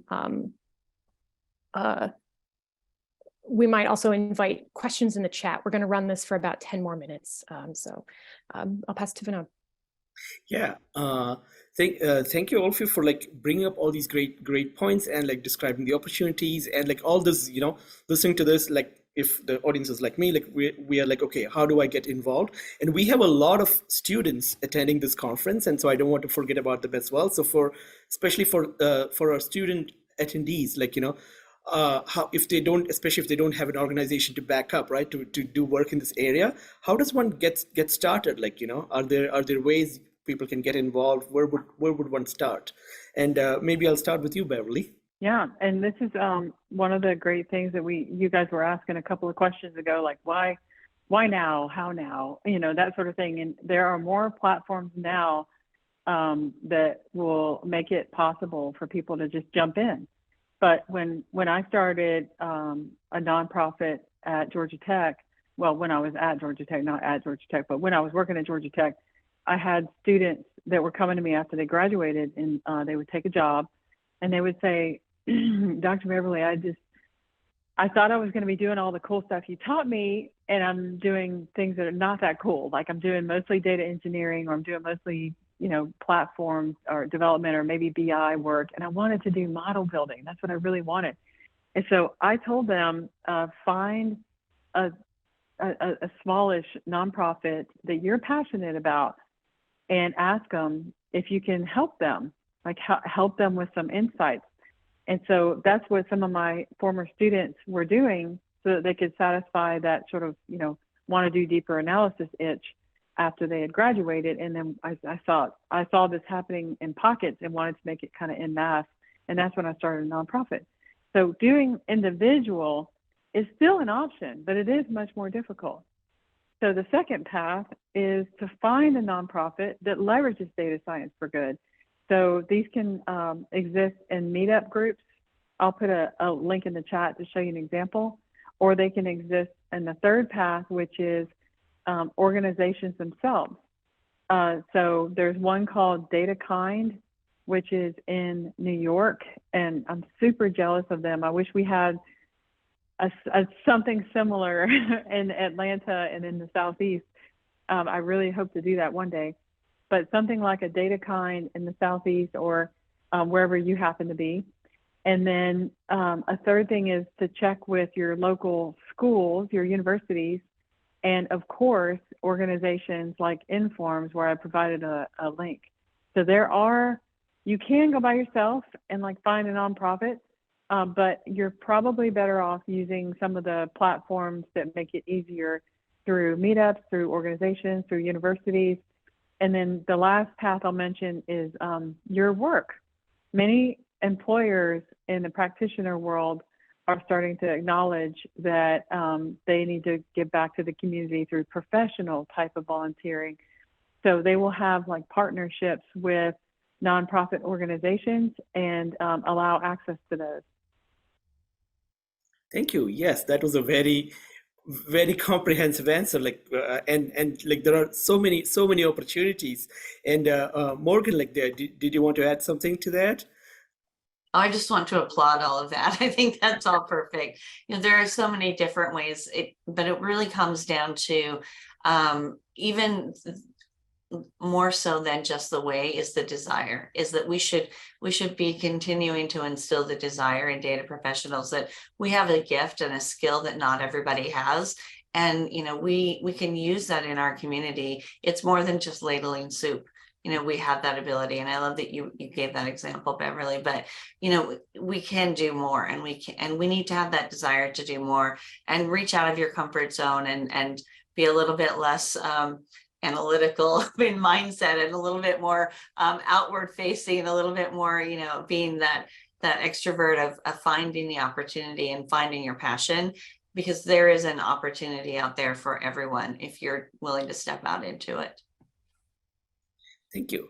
Yeah, and Melanie, I also really like your earlier example of being a, if I may say, like of a responsible parent, right? So like, you know, having encouraging your son to kind of participate in these kind of analytics projects. Did you have like any more thoughts to add? No, I think it's a great question that you're asking, and I think Beverly and Morgan covered it all. You know, there's it's wonderful to be able to give back, and I think we all want to do it, but sometimes just finding the right opportunity, it doesn't come and knock on your door unless you're my son. And so I know that I'm going to be looking for more ways to volunteer and do pro bono, and I think it's great that you're having this discussion. Cool. And that actually brings us to like the end of like the prepared kind of main questions.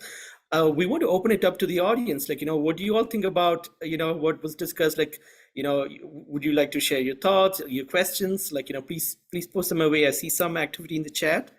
I see Beverly's, Beverly has posted some links. Does anyone have any questions for the panelists? Yes, was it Madhuri? Yeah, go ahead, Madhuri. My question is, being an immigrant, sometimes it's hard to be able to do that as a full-time job. My eventual goal with Green Card is that I will do it full-time. But till then, you know, I keep on always thinking that, okay, you know, I cook ideas in my mind, to be honest, but to act on them is really hard. So what is your advice for immigrants who really want to use analytics for social good? I can jump in on that. I actually think that's an incredible opportunity, because some of the things people ask me when they are leveraging me as a mentor are, what can I do to improve my skills while I'm waiting for this time period of OPT or Green Card? I actually don't really know the process very well. Thank goodness I don't have to deal with that very often, but I know that it can be cumbersome and frustrating, and you don't want to put your life on pause. So one of the things that I recommend is to start a Data Science for Good project. And that's a really good resume builder, because one of the things we didn't really talk about was what are the benefits, you know? And so if you're sort of on the bench, so to speak, or you're waiting, or you're, you know, kind of in a pause, maybe you're between positions even, or you're trying to build your portfolio, but it's like a circular equation, right? Like, you got to have experience before they will give you more experience. This is a way to do that. Oftentimes, this is a way to do that. Now, with some organizations, like we worked with a VA hospital, and in order for us to have volunteers there, they had to sign in as 0 paid employees. I think then you still deal with the same rigmarole. But with other types of projects, you're not having to sign in as a 0 paid employee. You're just signing an NDA, and maybe you're a 1099, but you're not getting paid anything. So a lot of times this is a way to get the experience that you want without having, even though it's 0 paid, without having to go through, you know, proving citizenship or that sort of thing. It's also beneficial because you meet other people in this field, and oftentimes they're hiring and you do a great job, and then they contact you after. And you can sometimes even learn a new tool. So of course you're benefiting by doing good, but you also potentially learn a new tool or a new technique. You meet new people and you build that resume and have a use case that you can discuss.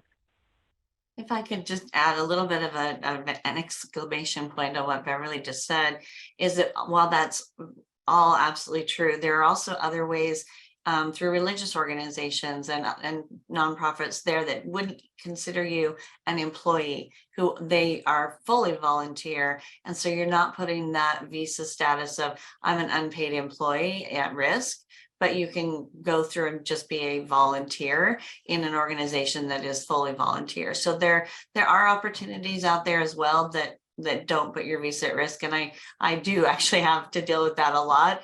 And so I do know that, that all of the rigmarole around that and the cautiousness about what you're doing and how it's perceived, but utilizing your skills through something like that, where it's fully volunteer and expected to be volunteer, takes away some of the concern or stigma that maybe you're being an unpaid employee. Oh, thank you, both of you. That was really helpful. Opened some ideas.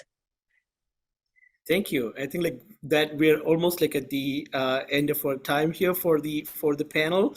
I don't see any more questions on the chat, so thank you very much, all our panelists, Morgan, Beverly, and Melanie. This was, I know it looks like the way the conversation was going, we could go on for like much longer, but we have to kind of bring things to a pause. We really appreciate three of you joining us, and we really appreciate you answering our questions. And Courtney, would you like to say a few words before we close? Sure. Yeah, just thank you all, the three of you, for your time just now and also your expertise. I was taking notes the whole time, so I really appreciate. I think we got a lot of great insights in terms of just how this whole area is evolving, opportunities, challenges. How do you field a team? How do you keep them engaged? Data literacy, I'm going to remember and think on that for a long time. What assumptions do I even bring when I go to the table to try to support another nonprofit? And yeah, this was just a really fantastic session. So thank you all very much again. And with that, I'm going to pass it to, I think, Chris, to close out our day. Yeah, that's right, Courtney. Can you guys hear me? Yes. Great. Thank you to everyone for attending the last couple of days, and thanks to Edward, Polly, Gary, Melanie, Morgan, and Beverly. Really thought-provoking presentations, conversations today. Our chapter is made up of students, academics, practitioners, all with a shared passion for analytics and OR. And it's difficult to put together a conference that provides value to all those distinct groups, but I think with the help of our sponsors, speakers, and panelists, we gave everyone something that can inspire them or help them with their day-to-day work. So really proud of the conference this year. Later today, we're going to send out a post-conference survey. Please take the couple minutes to fill it out. The chapter board and committees we're all volunteers. One of the questions we asked is if you're interested in volunteering in the future. Another couple questions will be about what can we do for content for our chapter in the future to give them the best bang for their buck. Thank you so much for attending, and have a great weekend and rest of your year. Thank you everyone again for attending IRAC 2022. We'll see you 2023. Thank you, everybody. Thank you.